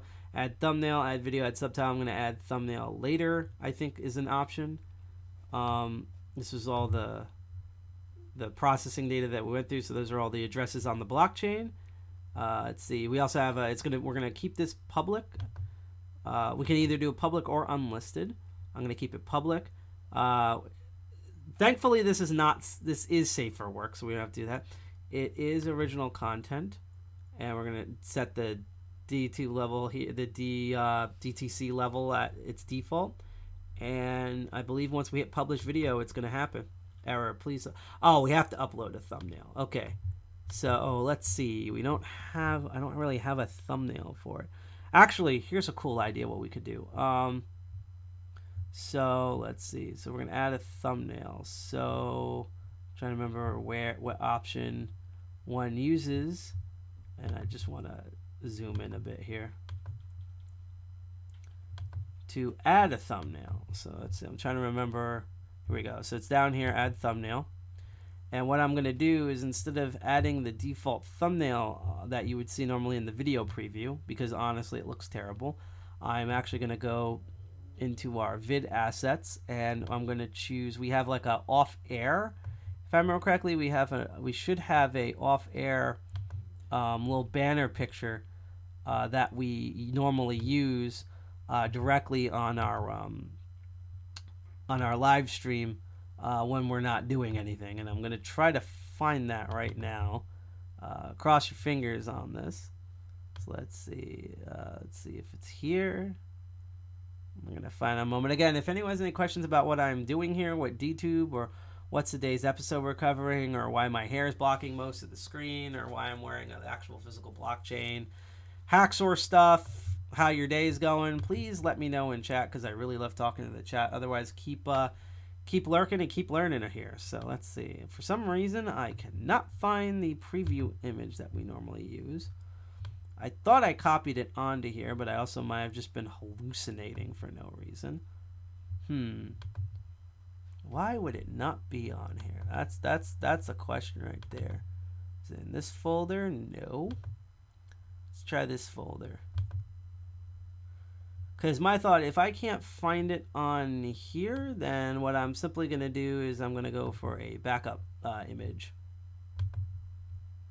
Let's see. Because I thought I saw a DEF CON 201 logo that we have here, which I'm probably going to use instead. Why can I not find this? Oh man, just when you think you have all your ducks in a row. You know what? Since this is a test video, I'm actually going to use the picture that we took of the Ledger Nano S. So I've just added that on there. I don't know. I think it's properly, that little spinny thing means that it's probably properly updating and loading. So we're going to give it a minute there, and we're going to come back to that, but we're going to actually jump over, and let's cover another sort of network here. So, it actually just did update. So it's not the correct image, but I'm just uploading this as a test example. And now we should be able to publish the video now. So we need more okay. Let's see. Okay, so we do need more DCT for this, so I have to look at the actual number of DCT. I don't know if it expired or if we don't have enough for it now, because it may have gone up in resources. But I just wanted to show you folks like DTube out there, and eventually we're going to add more videos on there, but we just have to sort our DTube account out before we do that, because it's crypto barons, nothing works. So let's keep going here, and let's talk about some really odd social media stuff going on here. So one of the newest ones that have shown up on the block here is, remember how we were saying Zcash and how it's used for chatting and commerce? Well, there's a new one called CoinLink, which from what I understand, as reported here by Blockchain Wire, is even more like eBay than what Zbay is. Zbay is, again, it's more of you can trade in goods and stuff on there, but it's more of a chat protocol system. This is, as they wrote here, CoinLink is a first-of-its-kind social commerce platform. I guess they didn't know Zbay existed. Powered by a decentralized blockchain solution to concert the traditional marketplace today with digital currencies of tomorrow. That sounds something like a pitch sale from the 1940s. This powerful platform provides a brand new concept in cryptocurrency concepts that allows users to purchase any product worldwide in cryptocurrency. So this has multiple cryptocurrencies instead of just Zcash. So Bitcoin, Ethereum, or stablecoins such as Tether. We'll eventually get to Tether when we do the scam episodes. CoinLink makes cryptocurrency transactions easy, blah, blah, blah, blah, blah. So I think we have their website loaded up here as I go take a sip. that hydration. So let's see here. So this is their current website. It's kind of basic. Yeah, I love the CoinLink is an American online social network, so it's not worldwide yet. It's just focused on America here, and they're focused on Bitcoin, Ethereum, and stablecoins. So as I said, there's no membership required. You don't need a membership to buy at CoinLink.com. That's unique. Going this route, however, does have some drawbacks. You have to pay a much higher service fee as a non-member, and there won't be any shipping credits and periodic promotional rewards and cashback. So you miss off, I guess, on all the deals and stuff. So for the membership will be available 1 week after launch date because it hasn't launched yet. This is just the landing page for it. As members may receive 13% discount on purchases using Bitcoin and Ethereum. Members only pay 0.58%. Non-members pay 18%. They weren't kidding about the percent differences here. And 9% discount on current certain. Oh, it's 10:05. We'll do the distribution in a moment. 9% flat U.S. Can pay certain payments flat. Fiat USD members will pay 3%. Non-members will pay 12%. A $25 shipping credit each month, and periodic promotion rewards, cashback. Blah blah blah blah blah. So again, this hasn't launched yet. The banned substance. Oh, here's a bottom one. Banned substances. CoinLink does not accept any orders of illegal drugs, illegal substances, medical supplies not usually available to the average citizen. So why are you then dealing in cryptocurrency? Because no one buys shares of cryptocurrency.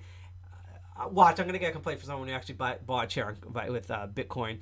But I find it interesting that they add medical supplies not usually available to the average citizen, because I'm pretty sure they're trying to keep out like people who buy like opioids and narcotics and Viagra and stuff. But just to me, that sounds like a COVID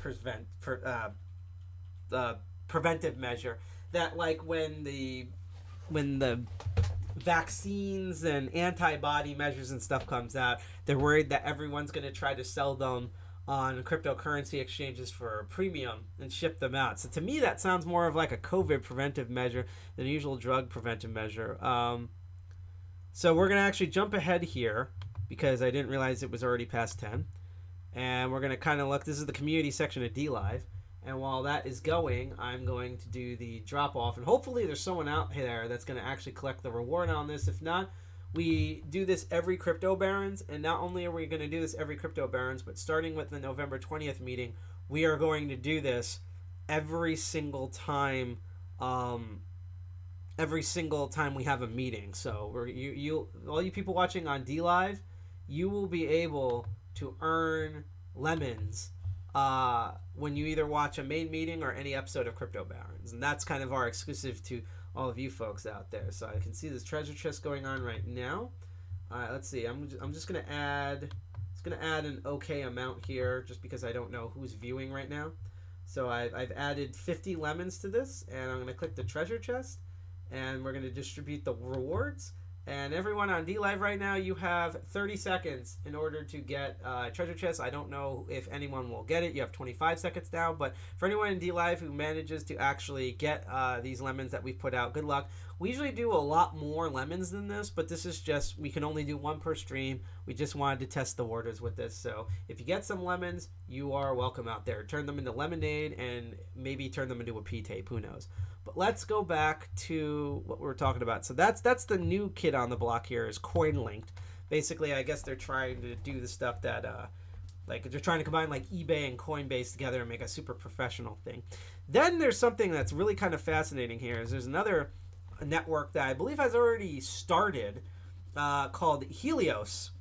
And what's interesting about Helios is that it's designed for social media, but it's more designed as a platform to make social media apps on top of its blockchain. And if I remember correctly, it's based off of the Ethereum blockchain. And the Ethereum blockchain, and there's a bunch of other blockchains like Tron and stuff.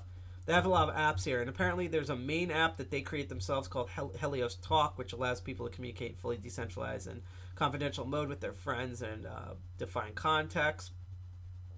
It's going to be released at the end of this year, so this, similar to the one we covered, hasn't started. Another interesting thing that I'm going to email them about is apparently they've made this thing called Helios VR Museum, which, as it reads, Helios VR Museum allows users to navigate in a museum and interact with artifacts and people around in a shared space. So you'll apparently by using their blockchain tech, I guess they're going to store all the 3D objects in that chain, and or maybe even the room instance. And you can go in VR and look at like statues of naked people and giant swords and stuff with your VR headset using the Helios network here. And then here's one that's called Helios CJ Reporter, which is demonstrating let's see, pictures and videos. So this is decentralizing and thus democratizing pictures and video uploads. So these are the base apps, and then they have a whole developer section, which I'm going to click forward on, that details like how would you develop applications for this network here. I like there's a burb coding over here. I thought that was a funny touch.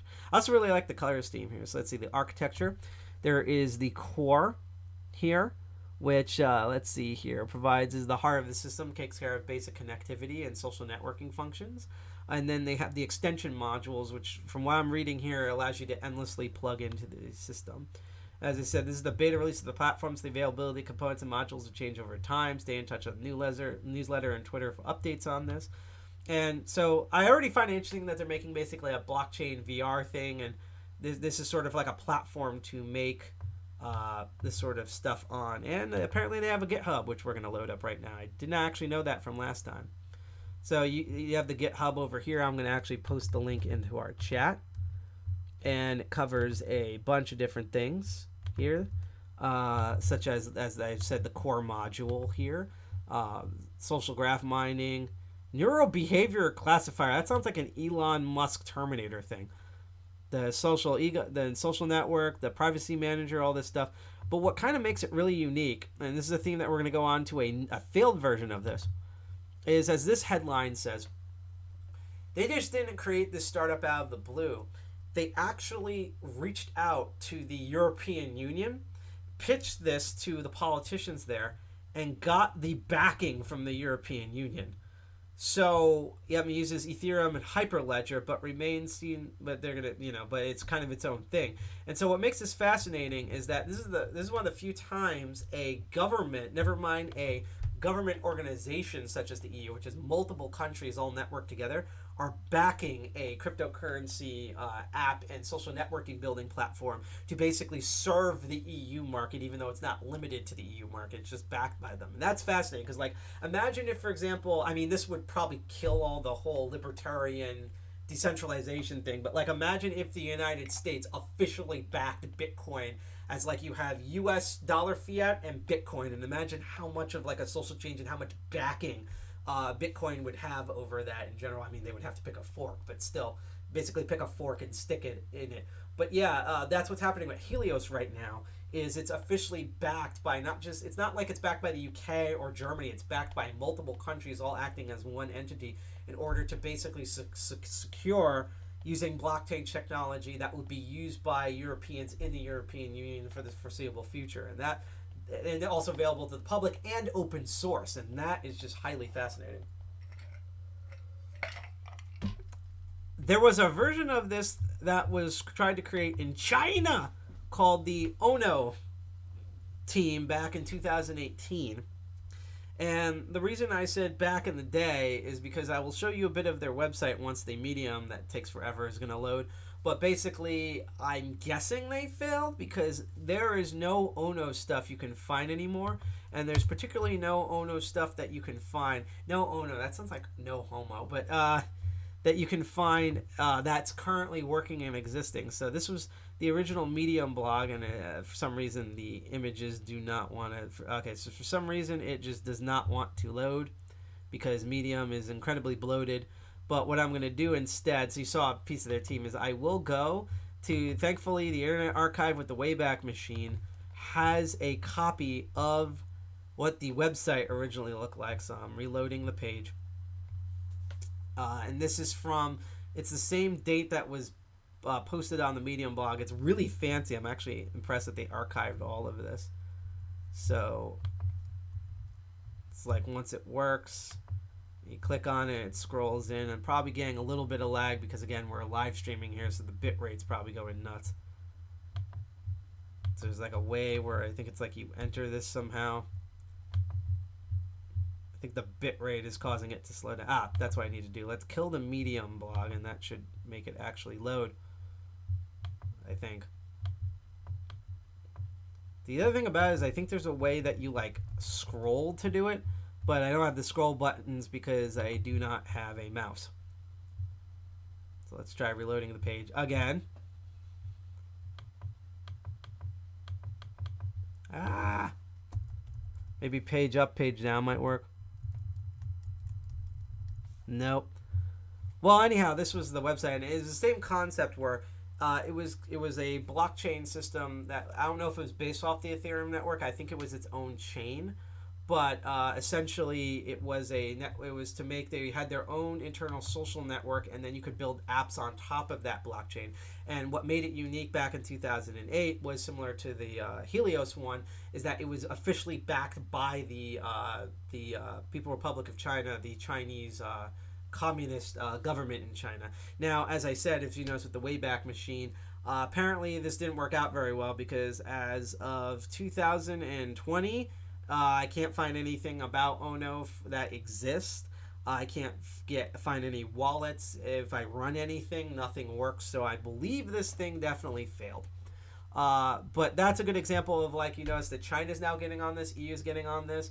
I'm pretty sure if, like, Zuckerberg went full Zuck and gave the United States government Libra, which we covered on a previous episode and we're going to revisit in the future, the United States would get on board. But to note that despite all of the whining about, you know, Bitcoin, and there's a lot of criticism for cryptocurrency and blockchains, but the governments know and institutions know that some form of this technology, maybe not the currencies themselves, but the blockchain tech and the app building tech around the blockchain, is going to be part of future computing, the same way how AIs already are in hilarious and really scary, sad ways. I'm looking at you, Bezos, who's looking back at me and through my soul and every single naughty thing I've ever did.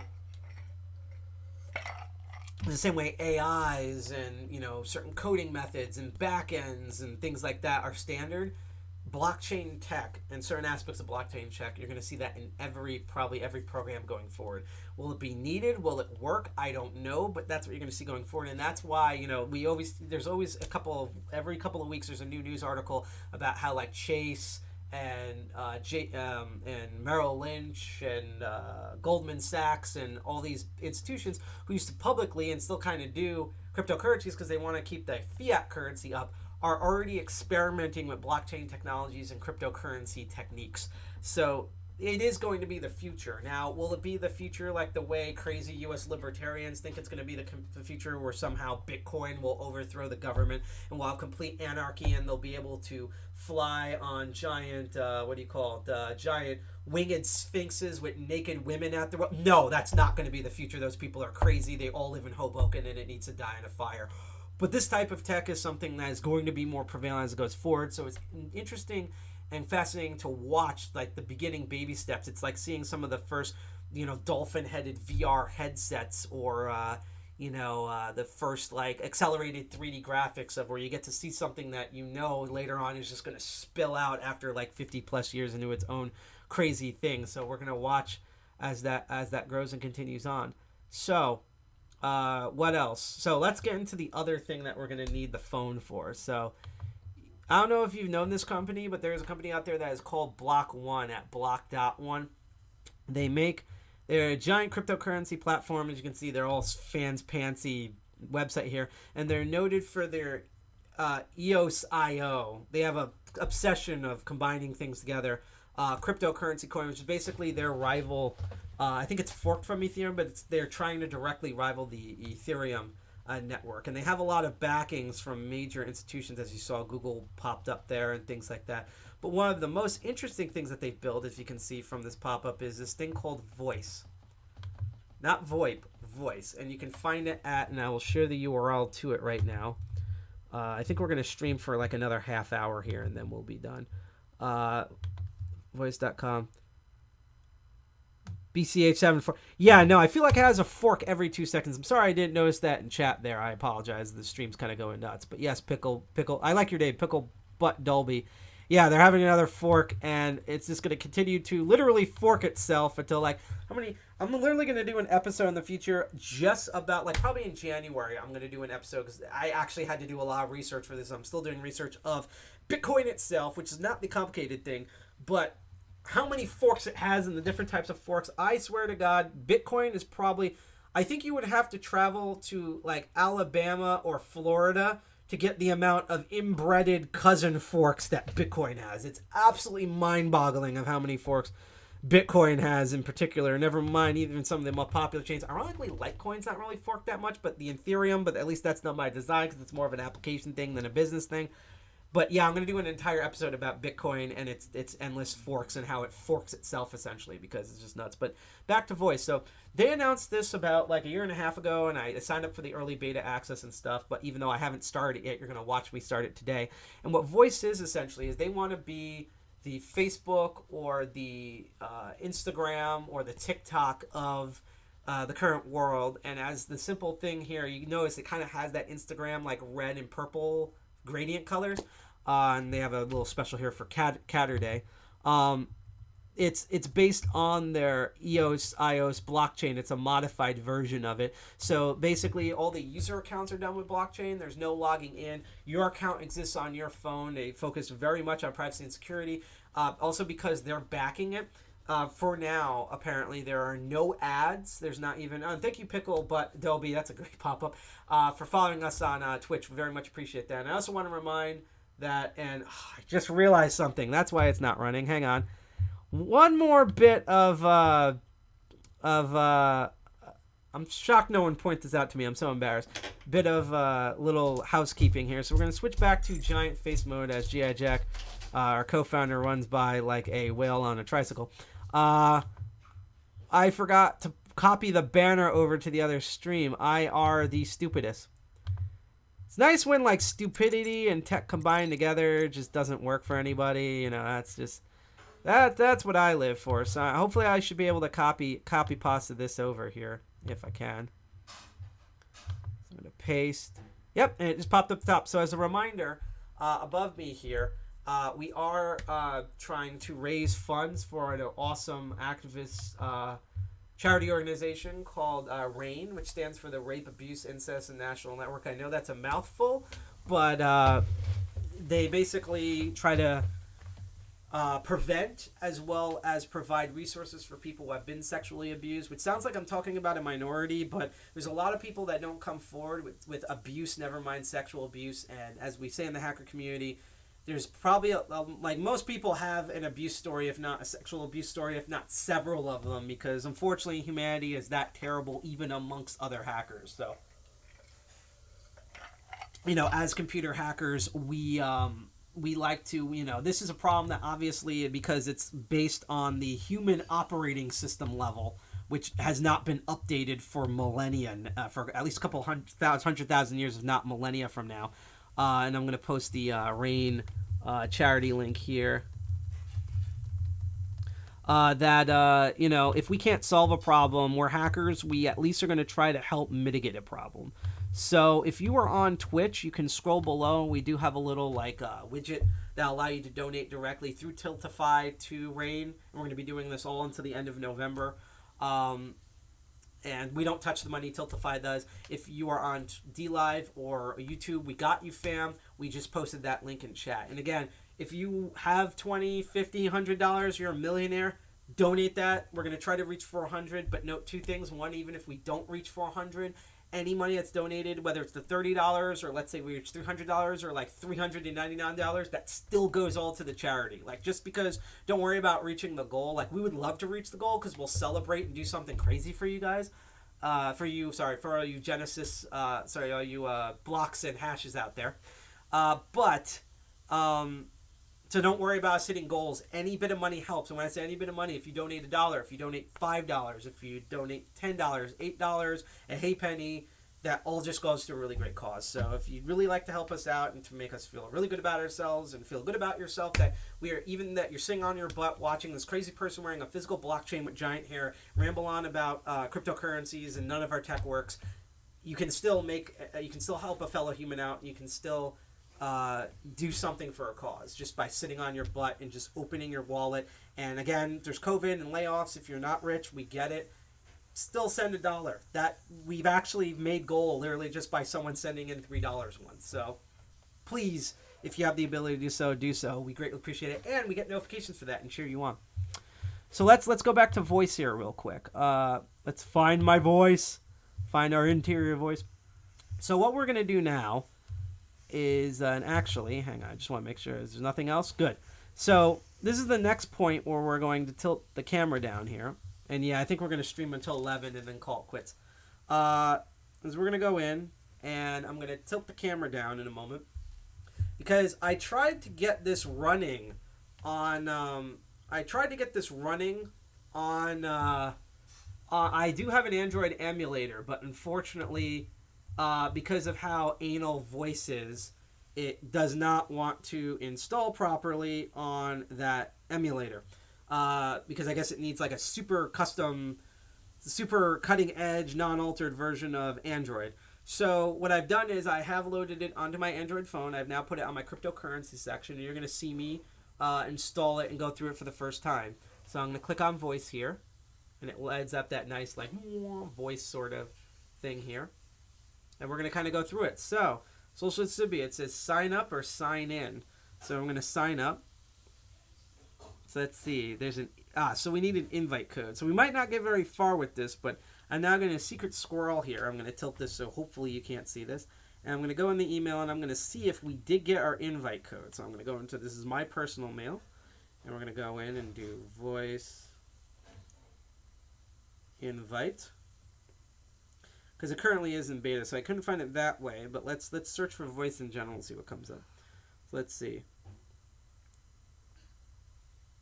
So let's see here. So we have a whole thing here. Social media is just for real people. Meet the team. What's up with voice? What's up with voice? Voice calls. What's up with voice? Their whole newsletter thing is called What's Up with Voice. It's kind of annoying after a while. Update on timing. Let's see. Maybe it's listed under Hello World.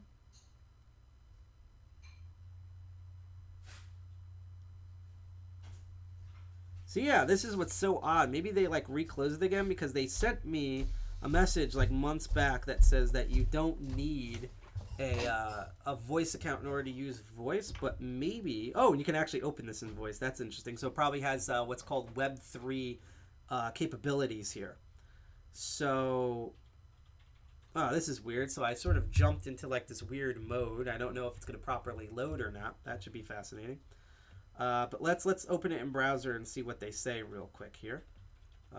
And I have to go research for it because this is the mobile app. So, voice beta starts this Friday. I have a welcome to voice beta.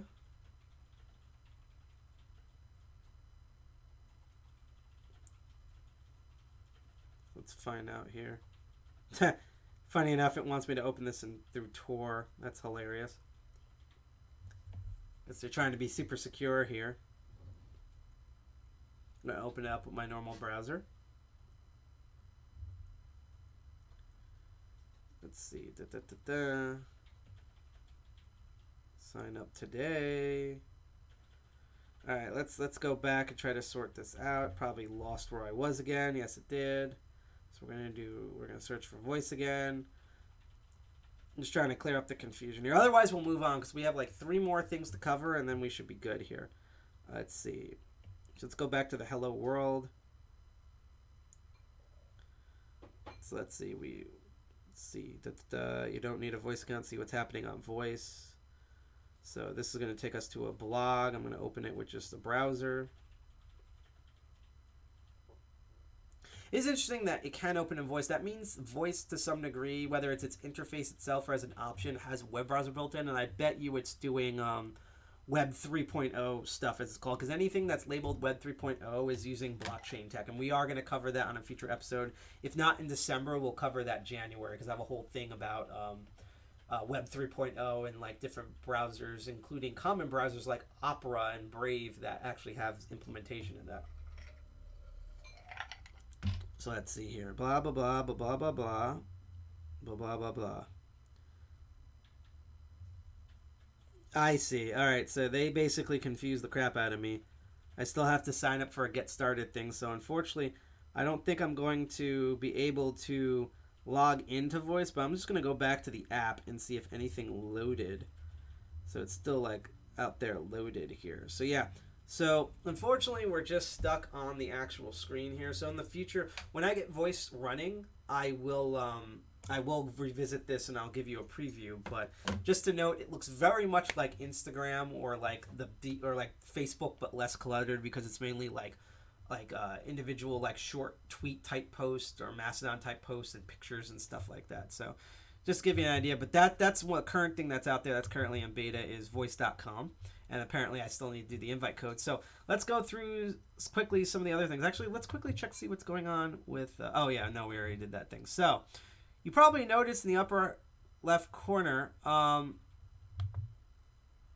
these weird pop-ups that keep talking about these rewards. And what are they? Well, I'm going to introduce something to everyone that we are going to be doing on at least my streams, including the main meeting streams going forward, and that's called Incent.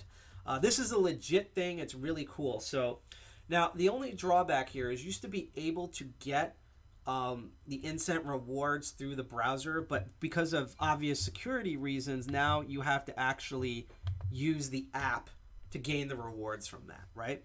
But what Incent is it allows someone, and actually, you know what? Don't take my word for it.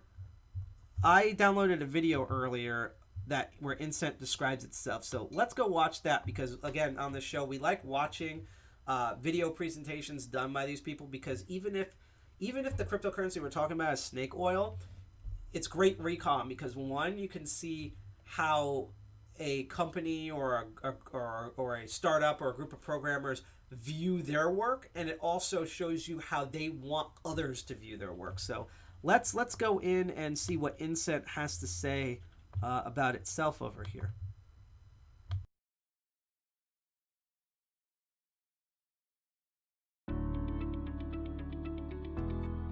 Today, digital advertising is a $400 billion industry. In 2019, it grew by 30% alone. Within this industry, the growing impact of influencers to drive ROI is recognized globally, and their share is forecast to be $15 billion by 2022. Streaming channels in particular have grown very quickly on the back of increasing content consumption. Services like Twitch now have 3.6 million influencers, 450 million monthly logins, and had 660 billion minutes consumed in 2019. The high growth opportunity is mid and micro-sized influencers who strive to grow their audience and keep them engaged through monetization. This is where Incent comes in. Incent allows any digital content creator to reward their audience instantly, for free, for engaging with their content, and brands to access this audience as a result. It works by allowing a content creator to display a reward code in content. A viewer can instantly redeem these codes to secure real, tradable value. Brands gain access to this audience at the point of reward redemption and can secure the engagement they covet through provision of further micro rewards. This is the future of rewards marketing across any online platform. Sorry, I just love so much how it says cactus for that little rewards thing. So, and one might pop up while I'm talking here. So essentially how Incent works, right, is it has its own cryptocurrency called Incent. And what happens is if you are a live streamer, if you're on Twitch, DLive, YouTube, Trezor, they used to support Mixer before Mixer imploded on itself. See past episodes of Hack All Incubator where he talks about working at Mixer and its technologies because Microsoft sucks ass as usual. It can't maintain anything for the life of it. Even they keep promoting all their bad stuff, and then all their good stuff they just destroy, and it's just awful. See Zune. So what happens is, during the stream, you'll see a little pop up on the upper left hand corner that says, hey, there's a reward about to happen, and we actually have custom ones. So when it pops up, it'll say DC201, whatever, and what you do is you go to get.incent.com or org. It's one of those two. .com. So get.incent.com, and you put that. Well, again, you used to do it through the web browser. Now I believe you can only do it through the app on Android or iPhone. So once you see it, you type in that code. And as you can see popping up right now, see it says it's time, rewards time 15, 14, 13, 12. It's eventually going to change over to a display code. So when you have the Instant wallet app, you input that code that's going to pop up in it, and it will share out Instant tokens. And Instant tokens, I don't know how much they're currently worth, but there's that code right now, DC20100RN0. It also has a little QR code you can scan through the wallet. And what that will do is it will send you a bit of Instant tokens, and they're worth real money. And there's a lot of those. The longer you stream, the more that is done. And I believe also the longer that you stream, the more Instant tokens they give out. So, and also the more people are gathering Instant tokens, the more that it will receive. It's kind of like a gambling thing where it snowballs. So basically, as you watch our live stream, you can get bits of cryptocurrency tokens that then you can cash out in it as exchange and earn real money. And it's really cool. I really like it a lot. And there's a cool system where because of that, if you can get rid of essentially X amount of currency, it's kind of like staking, but with live streaming, you get a certain amount of instant that's way higher than what they usually leak out. It's kind of like an active cryptocurrency faucet, if you want to do that concept. We covered faucets a couple episodes back. And basically, so when enough people download get those incense rewards, we get a chunk of incense that we can cash out. So essentially, we get paid, and you guys get money for sitting on your butts watching this, and then you can go spend them on giant IoT dildos and cool robots and blinky LED keyboards, or you can donate some to the RAIN, Rape, Abuse, and Instant National Network that we're currently doing the charity for. But yeah, this is a cool way to get money through live streaming, and I know a lot of streamer friends of mine that have been using this for a while and everything, and now that I know that we properly did the overlay for the stream, this is really cool. And again, due to technical stuff, you probably won't see the instant rewards on Archfile Linux Perspective, which is Jack's stream, or Hackall and Commander. Although we might be able to find a workaround for that. However, Master of Unlocking Crypto Barons in our main online streaming meetings, like on November 20th coming up, you will see those pop-ups for there. So I will look into trying to get the instant rewards on Archfile Linux Perspective and Hackall and Commander, but Master of Unlocking, which will be the next Sunday, not this upcoming Sunday. There is no Master of Unlocking tomorrow this Sunday.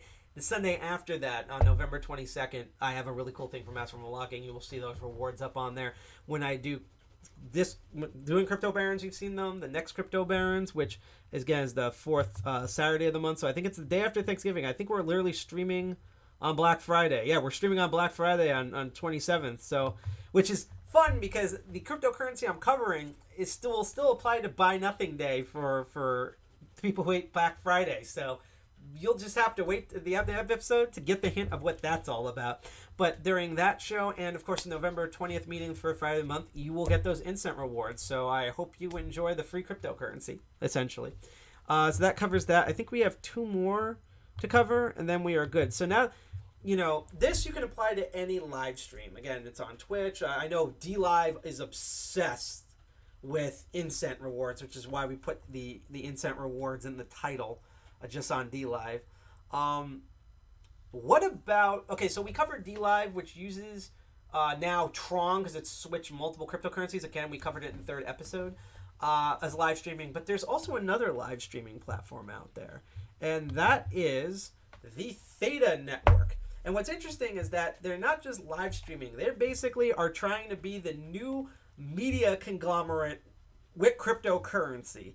And again, let's hear what they have to say about themselves in their own words here. Let's look at this video here, shall we? And I think this is the second to last. Yeah, this is the second last thing we're going to cover. So we're almost done here, and we're going to go right to cool stream. But let's see what Theta has to say about themselves. Is it snake oil, or are they're legit? Let's hear it from their face first. Technology today is amazing. but somehow streaming quality and load times are still terrible. Everyone has a computer with extra bandwidth to spare, especially when a machine's not being used. And now you can make money by putting that bandwidth to use thanks to Theta Token. Here's how it works. When you're watching your favorite streamer or when you're asleep, Theta Client will tap into your extra bandwidth to relay video streams to local viewers.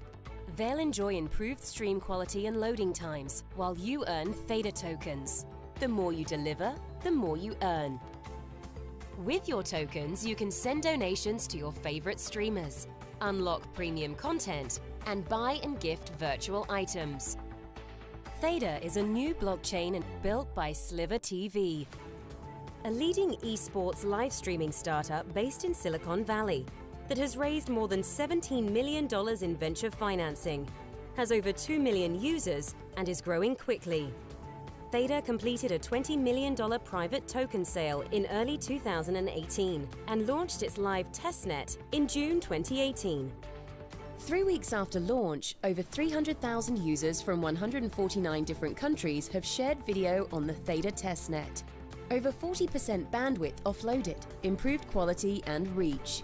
All thanks to you, the Theta community. Theta is a native blockchain and open source infrastructure that any partner can build on. Theta Network, next generation video delivery powered by you. Visit us at thetatoken.org.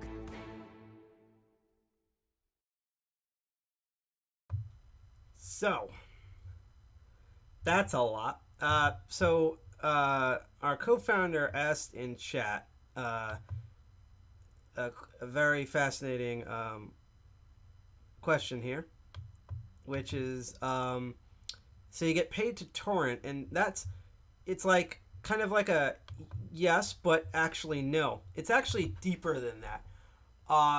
It's actually one of the reasons why. So there's two reasons why I keep debating if we should also stream on Theta. But there's two reasons why we haven't yet. First of all, we actually found Theta before we found DLive.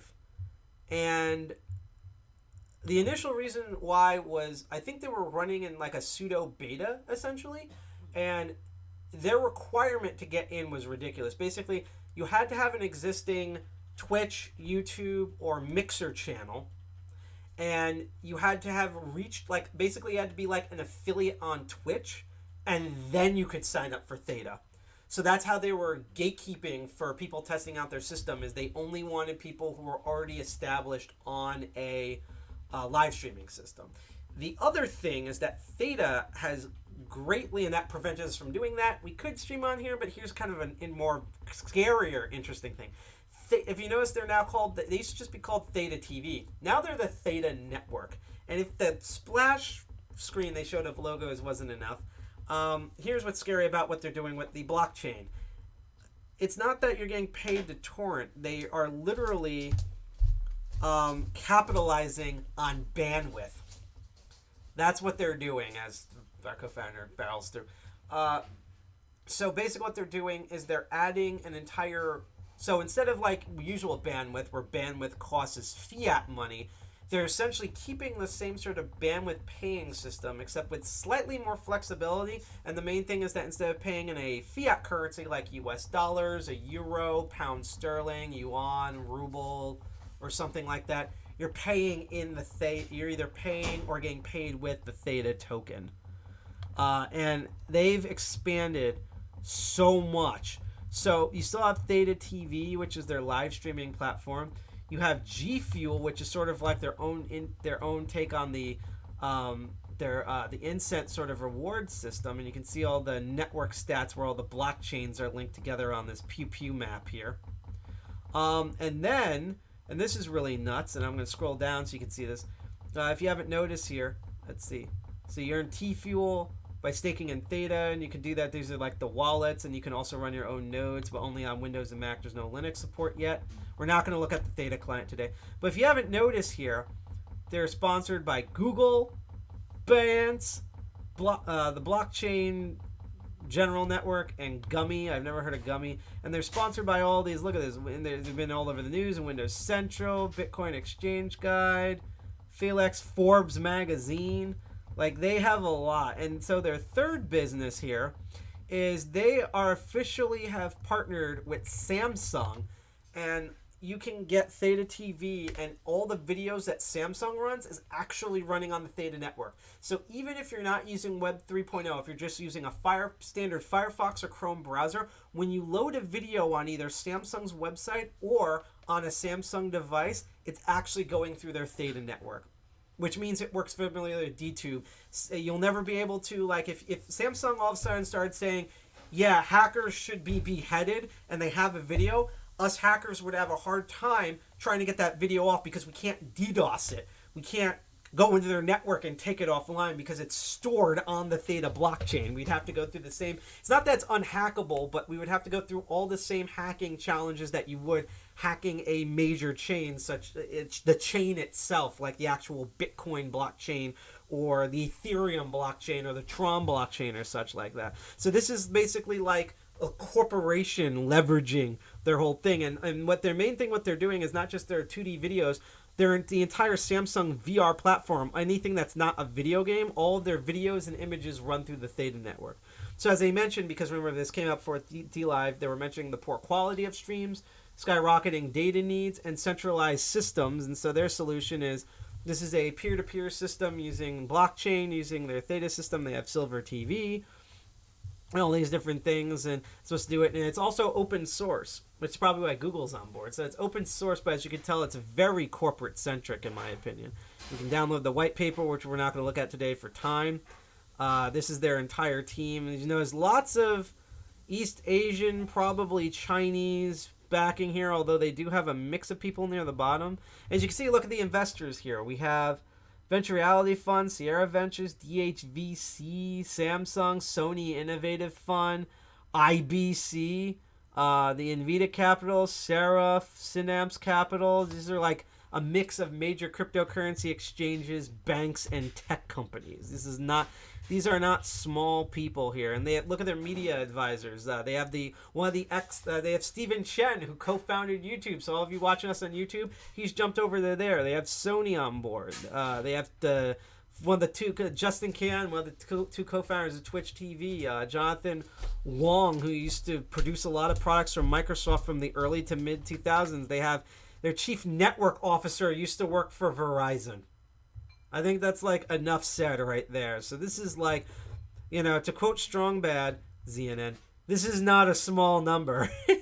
This is a big number. This is next to Bitcoin, this is probably the biggest you can possibly get, no offense to Tron, of being a big boy out there. This is like the things where, you know how usually companies laugh at blockchain? This is like Theta is where companies do not laugh at this, because they have some big boy backers on this. But let's do a bit of a preview here. Let's jump to Theta TV. Let's see if we can get this to load without killing our entire bandwidth. And I think it's kind of, if I remember correctly, Theta TV usually looks like a weird mix of Twitch TV and what Mixer used to look like. So as you can see here, it pulls in some decent views. We have 119 views on this guy. You have like different Wi-Fi stuff, variety channels, gaming channels. I think these are pre-recorded videos. There's a lot of same categories.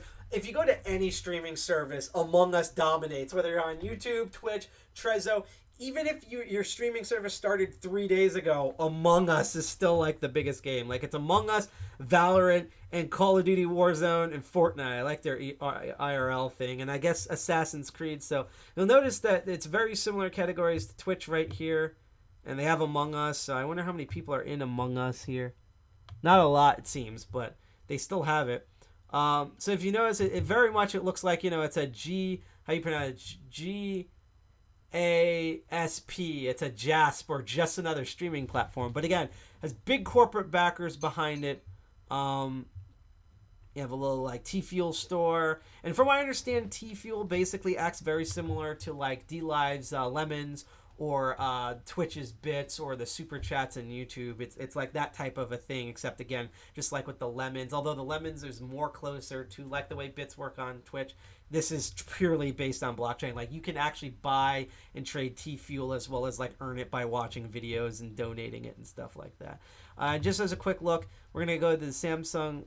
There's actually a YouTube video about the Samsung VR thing because we won't be able to actually access it unless we actually have Samsung VR. So, but I'm not going to turn on the audio for this, but this at least gives you, again, they're like a major partner. In fact, earlier this year before the COVID lockdown, they were at the big Samsung thing for CES, and we're showing off a lot of the new VR stuff running through the Theta network. And I think the new thing that we're showing off was there's something that they've done with the Theta network where now they're able to do like cloud stuff through the blockchain. So not only can they access the videos through the blockchain, but basically multiple instances of Samsung products can do that. So basically you can take one video and watch it on multiple things or simultaneously, or watch multiple different videos on different devices on one account on one stream.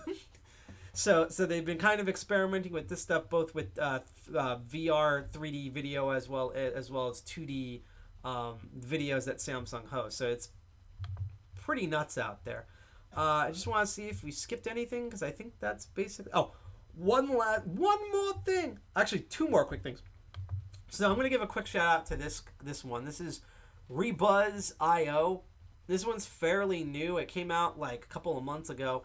From what I understand, this is basically like blockchain influencer to the nth degree, as you can read here. From what I understand, it looks and works very much like Instagram. I'm not loading it on my phone yet, if not ever. And basically, you write posts and you refer to them. You try to get likes. The more likes you like, basically that's your staking method. And you get a bunch of Rebuzz cryptocurrency, and then you can cash that out for cash. So basically think of it as Instagram, but that the likes potentially mean something because you can actually cash them out even if it's for a low cash value. So that's Rebuzz. It's very new. If it starts developing more, I will do an update and see how it goes. But we're going to end with one last thing before we give you a sneak peek of what you're going to see on the next episode. Because, again, this was more of like an information kind of crazy episode, kind of like what we did when we were talking about what do you call it? We were talking about security, altcoins, and coins on the dark web. But if you want programming and networking and hacking, I'll give you a quick preview of what the next episode of Crypto Barons is going to be, which will be on Black Friday. Ironically enough, it's going to really fit the theme of this. Funny enough. And then we'll go right to stream, and that will be it for the show. And thank you all for watching here. Again, if you like what you see so far, you can click that like, follow, subscribe on Twitch, DLive, or YouTube. If you do so, I usually see the notifications, although I'm having weird tech issues because it's DEF CON 201. We always have tech issues here because we never learn. And also we're poor, so we can't afford the highest and greatest equipment. If you want to help out with that, let me know. But what's more important that you do so, in addition to following us, is that even if we're not streaming, and I'm going to post the link in a moment, we definitely want you to check out the charity that we're going to literally be doing all month. We're trying to raise, we're going to try to aim for $400. We're trying to raise any amount of money for the Rape, Abuse, and Incest National Network, aka RAIN. I know it's a heavy subject, but, humans are dickheads. And let me just write this in. RAIN charity donation. And so, unfortunately, many people out there, including myself, although I'm not going to go into any details of it, have been abused, never mind sexually abused. We like to think it's rare or uncommon, but it's apparently obviously way more common than it actually is. I mean, we had Epstein this year. We had Weinstein and Epstein this year, and that's it. And literally, that's a tip of a goddamn iceberg. And not just like elites and stuff. This is something that permeates. This is a bug in the human brain operating system that has not been patched for a couple 100,000 years. So if you thought, Windows 10 was bad, or like Windows 95 or OS2 Warp, ooh. So human brain. That's why nothing works. Human brain. So we're trying to raise money for it. Any amount helps. We love 20s and 50s and hundreds, but if you have $1, $3, $5, whether we're streaming or not, please donate to them because it will help with their abuse hotlines. They have it both online and call toll-free, and they have free prevention centers and rehabilitation centers, and they put information out there about actual research for sexual abuse and how we can combat it and stuff. So if you want to do something for a good cause, if you're broke right now because of COVID, but you have $1 to spare, send that in. Even if we only made $2 on this charity and we're already at $30, all the money is still going to be sent towards the organization. So please, I'd love to see how high we can get this, if not meet our goal, if not surpass our goal. But we'll see that with future episodes. But I want to leave on a more positive one last thing that unfortunately I think I might have to type in to load. I was going to cover a bit about Hex, but honestly, they're annoying. I'll just show you their website. You probably have seen ads for them everywhere. They're driving me crazy. No offense to Hexologist, because the guy who streams on Hexologist is really freaking awesome. We follow him on Twitch and DLive, but Hex is really annoying. Basically, sum up Hex. Hex is a new cryptocurrency. I don't know what chain it's based off yet. I think it's a fork of Bitcoin itself, where I'm going to stop the autoplay because their website's really annoying. Where basically, if you know banking systems, you can put your money away in a bank vault and it will multiply. So so if you put like $5 in a bank, after 20 years, it will become like $20, $30, $40, $50. But because of the way markets work, it probably also slightly loses value over time. So it'll be more like you get, like, if it was $20, you're probably going to get like $18, something like that. Hex promise is that you can still store it away, so it's like a proof of stake, except it's decentralized, and the longer you keep your coins locked up, not only do you get more coins, but the value increases. So basically, it's like a capitalist libertarian dream. The more you hoard Hex, the more in value it gets, so when you spend it, you cash out big. It's like if casinos ran our economy, which they kind of do, but this is even more crazy. And I don't have a good or bad opinion about it per se, because I haven't used it yet, nor do I really care for it. The only reason I'm bringing this up is because Crypto Barons and they actually spent money on YouTube ads playing that video that I'm trying not to load right now. And their website, as you know, is obnoxious. And look, they have freaking vehicles with this stuff on there, and just like every crypto news poll, newborn babies back, voting center, prostitute, every single thing on the planet is promoting Hex right now, because I'm guessing most of their money is their marketing budget, because they just keep going everywhere. They really want to make this a thing. And another crazy thing, which links back to the beginning, is that they're doing like a 2.2 billion Hex coin airdrop. So they're going to dump 2.2 billion coins to jumpstart this ecosystem. It's very new. It's literally launching in a couple of days. I think it's launching the day before our meeting on November 19th. So our meeting's on the 20th, so it's the 19th. And what's really neat is, as a security measure, there is no Hex software wallet. Hex, I think because it's a fork of Bitcoin, is apparently natively compatible with Nano and Trezor ledgers. So that Nano S ledger that our co-founder G.I. Jack has, that's the only way he can actually store Hex. And that's supposed to be like that way there's no software wallet that you could break in or something on some device that has low security. They want to basically proprietary the wallet per se to some degree. So that way they think it's more secure. Is it really secure? Much secure than just having a software wallet with just some good privacy and security tactics? I honestly really doubt it. I think that's more of a snake oil thing. But again, it's very new. I'm just going to watch it. It might be a future episode. And also note that the logo kind of looks like hex wrenches, and also just hexadecimal increasing in size.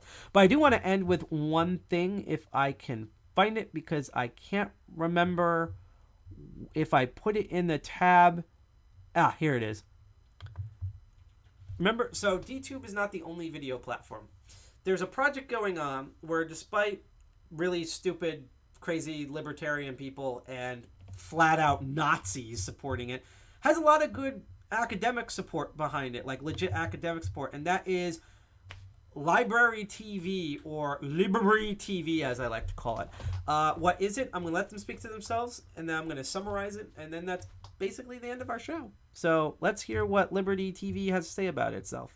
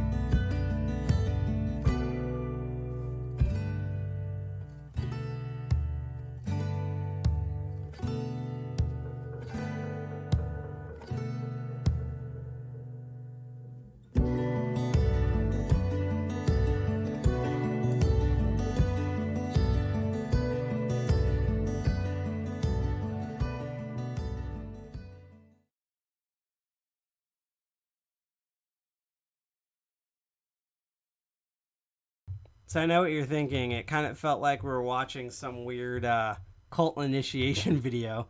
But I also want to note that I honestly don't know, and we just got bumped to a Russian thing. I honestly don't know if it's called Library TV or Liberty TV. I'm just going to call it Library TV just because that's how they're trying to do like cool advanced leet speak stuff, and I just had a weird glitch. But I'll describe what it is. So essentially, the idea is that it's a giant blockchain library.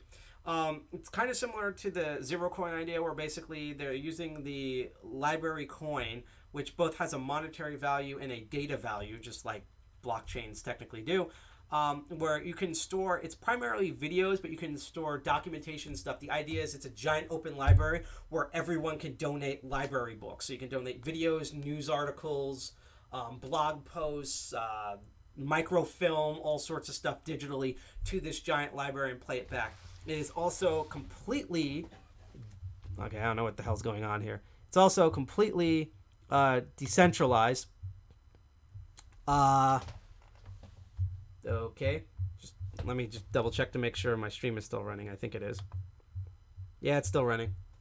All right, so it's completely decentralized. So even though there's a website and everything to access it, it's running its own, it's rolling its own crypto literally. So again, the chain exists on itself, and you probably saw peaks there. Everyone is on, like Techlore is on it, and he offers really good privacy guides and stuff. But as you also saw for a while, I don't know if he's still running because again, they don't delete stuff off the chain. But when Alex Jones got kicked off of YouTube, he moved over to Liberty because again, once they'll accept anything, and once they put it on there, it won't get kicked off.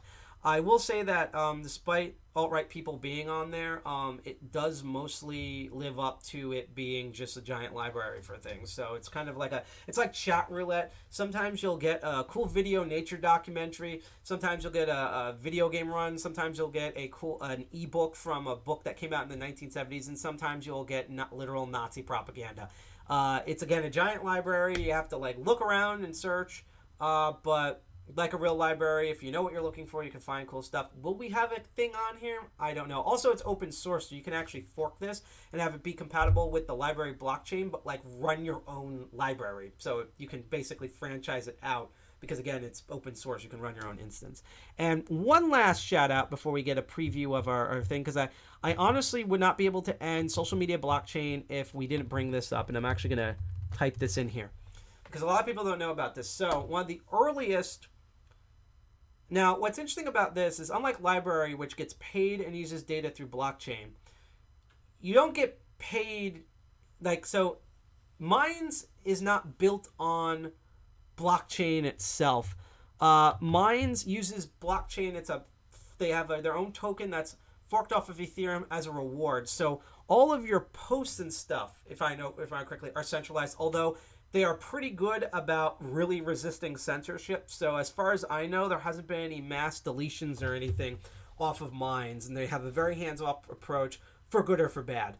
The thing about Minds, though, is that you do get rewarded by making posts. So what they were trying to combat was like YouTube and stuff, where instead of trying to earn money through partnered programs and stuff, you instead, the more people are engaged with your posts, the more rewards you get in tokens. So we do have a couple. So we have comments and stuff, and then if we go over to the wallet page, I believe you'll be able to see, and they have a Minds Plus and everything. You'll be able to see the what we currently have in the wallet. So we don't have any cash on hand, but on the wallet you can either store Minds itself, the token Minds. I think they're called Thoughts or whatever, and we have a small token balance that we've gathered over the time, and you can also store Ethereum and Bitcoin. You can also tip people directly in Ethereum and Bitcoin. So a lot of people don't know, and I'll share this link, is that we do have a profile on Minds, because again,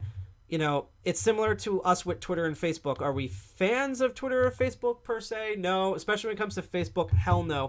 But we have a account on there. Why do we have an account on there? Because in the same way, to use a religious analogy, that Jesus Christ in the book of the Bible had to go out to the prostitutes and the robbers and thieves in order to convert them over, you have to go where the people are. So if a lot of the people are on freaking stalk you everything Facebook and ban you everything Twitter, that's what we're going to be on. That doesn't mean we can't be on things like Mastodon stuff. So the same thing here, where I've had to encounter crazy alt-right people on Minds. Although, funny enough, there's now a lot of not only socialists but true anarchists on Minds. So they kind of counterbalance them out now. And again, it's not obnoxious. People actually debate. There's no giant flame wars online. They don't mass block you. It's just, you just get a huge potpourri of different opinions. And our thought is that if we can go on here and promote hacking stuff and some of the positive impact stuff that we can do on there and sort of counter programming all the crazy conspiracy Alex Jones stuff, then that's what we're going to do on there. So just let everyone know, if you are on Minds or you know of Minds, want a peace of mind, we do have a Minds profile, and you can go to that URL that we just posted and check us out. So that's roughly the end of our episode. We're actually now going to go out and we are going to go on Twitch and hunt down someone we hopefully are going to raid. Now, from what I understand, there's going to be a lot. GlitchCon's going on right now, and the Boston Robotics Institute might still be broadcasting. Apparently, they're doing some virtual dog walking on GlitchCon. But if they're not live, I saw Chelsea Manning go on live. I saw the Hexologist go on live. There's a bunch of people on live. So if you're on Twitch, stick around. We're going to raid them in a moment. Devin Nash is on there. The after party for GlitchCon. So we unfortunately missed the robotics thing, but the after party's happening. So unless someone has a suggestion in chat, we're going to go raid something. But thank you for watching this. And hopefully in future episodes you will donate to RAIN, which is the Rape, Abuse, and Incest National Network, so we can help people, especially those in the hacker community, never mind just humans in general, across this nation who have to deal with sexual abuse, because unfortunately there's a lot of it, and it's institutionalized and capitalized and socialized. And I guess basically the abuse will be televised. So that's what we're trying to combat here. Thank you for watching this episode of Crypto Barons. Again, if you like what you see, you can hit that like, follow, share button on Twitch, D Live, or YouTube. If you do follow us and we're streaming, we do see a pop-up notification. We cheer you on. I'm in a moment, because I'm right now going to look to see who we're going to raid. So let's see who's online right now. We have TwitchCon itself. This poor bastard's doing compiler programming. Jesus. I think he needs all the support he can get. So let's see who else is on here. We have Sub Hackathon people are running. Linux Gamecast is going on. They're a group of awesome podcast people who play and talk about Linux gaming. Not Danimal is on. He's doing his hacker rehab. Marvelously interesting chats. I guess Chelsea Manning was only on very briefly, unfortunately. So maybe I blabbed too long. But yeah, we're going to choose one of these. I would say, let's see, I think if we can do this. Honestly, this person, I just feel so sad that he's doing compiling stuff. So hopefully, if you want to stick around on Twitch, you can go cheer this poor bastard on. Because I'm already looking what's in his terminal, and it's I don't think it's going good, like things do with compiling. So we're going to try to raid him next. But again, thank you for watching Crypto Barons. Let's put his name in here. I will give a quick preview of what we're going to do next episode. So looking at our schedule again, there's not going to be and let's actually go back to our website here. There's not going to be a Master of Unlocking tomorrow. There's no Master of Unlocking this Sunday. What is going to happen is that we're still working on this, we might have a special episode of Archvile Linux Perspective, simply because normally his next show would be on Thanksgiving, and we're trying to do a special show for Thanksgiving. That's just a general special, which sounds like a Chinese food takeout thing now that I think about it. So we might do one where maybe he'll go back to Doom Eternal, maybe he'll try a new game. We're still figuring that out. It's his show. He can do whatever he wants, technically, even though I offer often suggestions. In the same way, he offered an awesome suggestion for me of opening the Nano ledger on air, which I must thank him for that. So instead of that, there will be I don't think we're going to be streaming anything throughout the week. We might do a special if something pops up. But on the 20th, November 20th, next Friday, that's the third Friday of the month, we're having a fantastic meeting. It's going to start at 6 p.m. on Twitch, D Live, YouTube, maybe Facebook, maybe Chatterbait. But we will be live streaming it. We have a lot of amazing content, and that's when we hope most of the charity stuff will come and everything. It's going to be a really exciting time. Every time we do a meeting live stream, it's literally the Olympic events of our group, and everyone comes out, and it's just awesome. We have the best people in chat. Then that Saturday, so next Saturday on the 22nd, will be a new episode of Master of Unlocking, in which I have a cool thing that I will reveal the day after the meeting that I'm going to do on there. And you might see a preview of it if you go on to rlockpicking.com later on this week. But then we go back to our almost normal schedule, where on the 25th should be the next episode of Hack Alt and Commander, which will be a nice preview for what we plan to be a kick-ass Thanksgiving special on the 26th.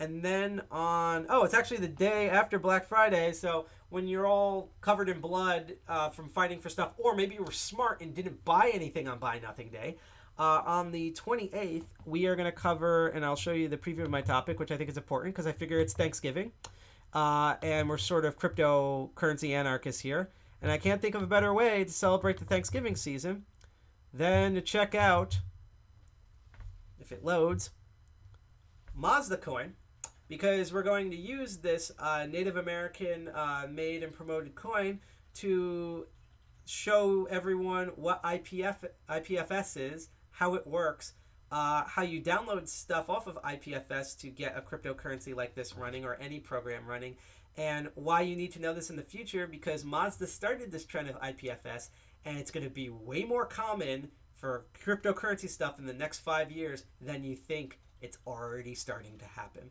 So that was the end of Crypto Barons. We're going to go raid this poor guy who is unfortunately trying to do compile programming, and I think he's bald. I think he did start off bald, but then he probably got bald by trying to do it. So thank you for watching. I hope to see you on the 28th for the next Crypto Barons. I hope to see you on November 20th for our meeting that will start at 6 p.m. It's going to be all hacking sex, and we're going to test to see how well the sensors go. And be safe out there. Good luck on Thanksgiving. Especially good luck if you're avoiding people on Black Friday like I do. Dirty Jersey represent. Hack the planet. I'm going to retire the actual blockchain, and I will see you next time on our live stream on November 20th. Peace.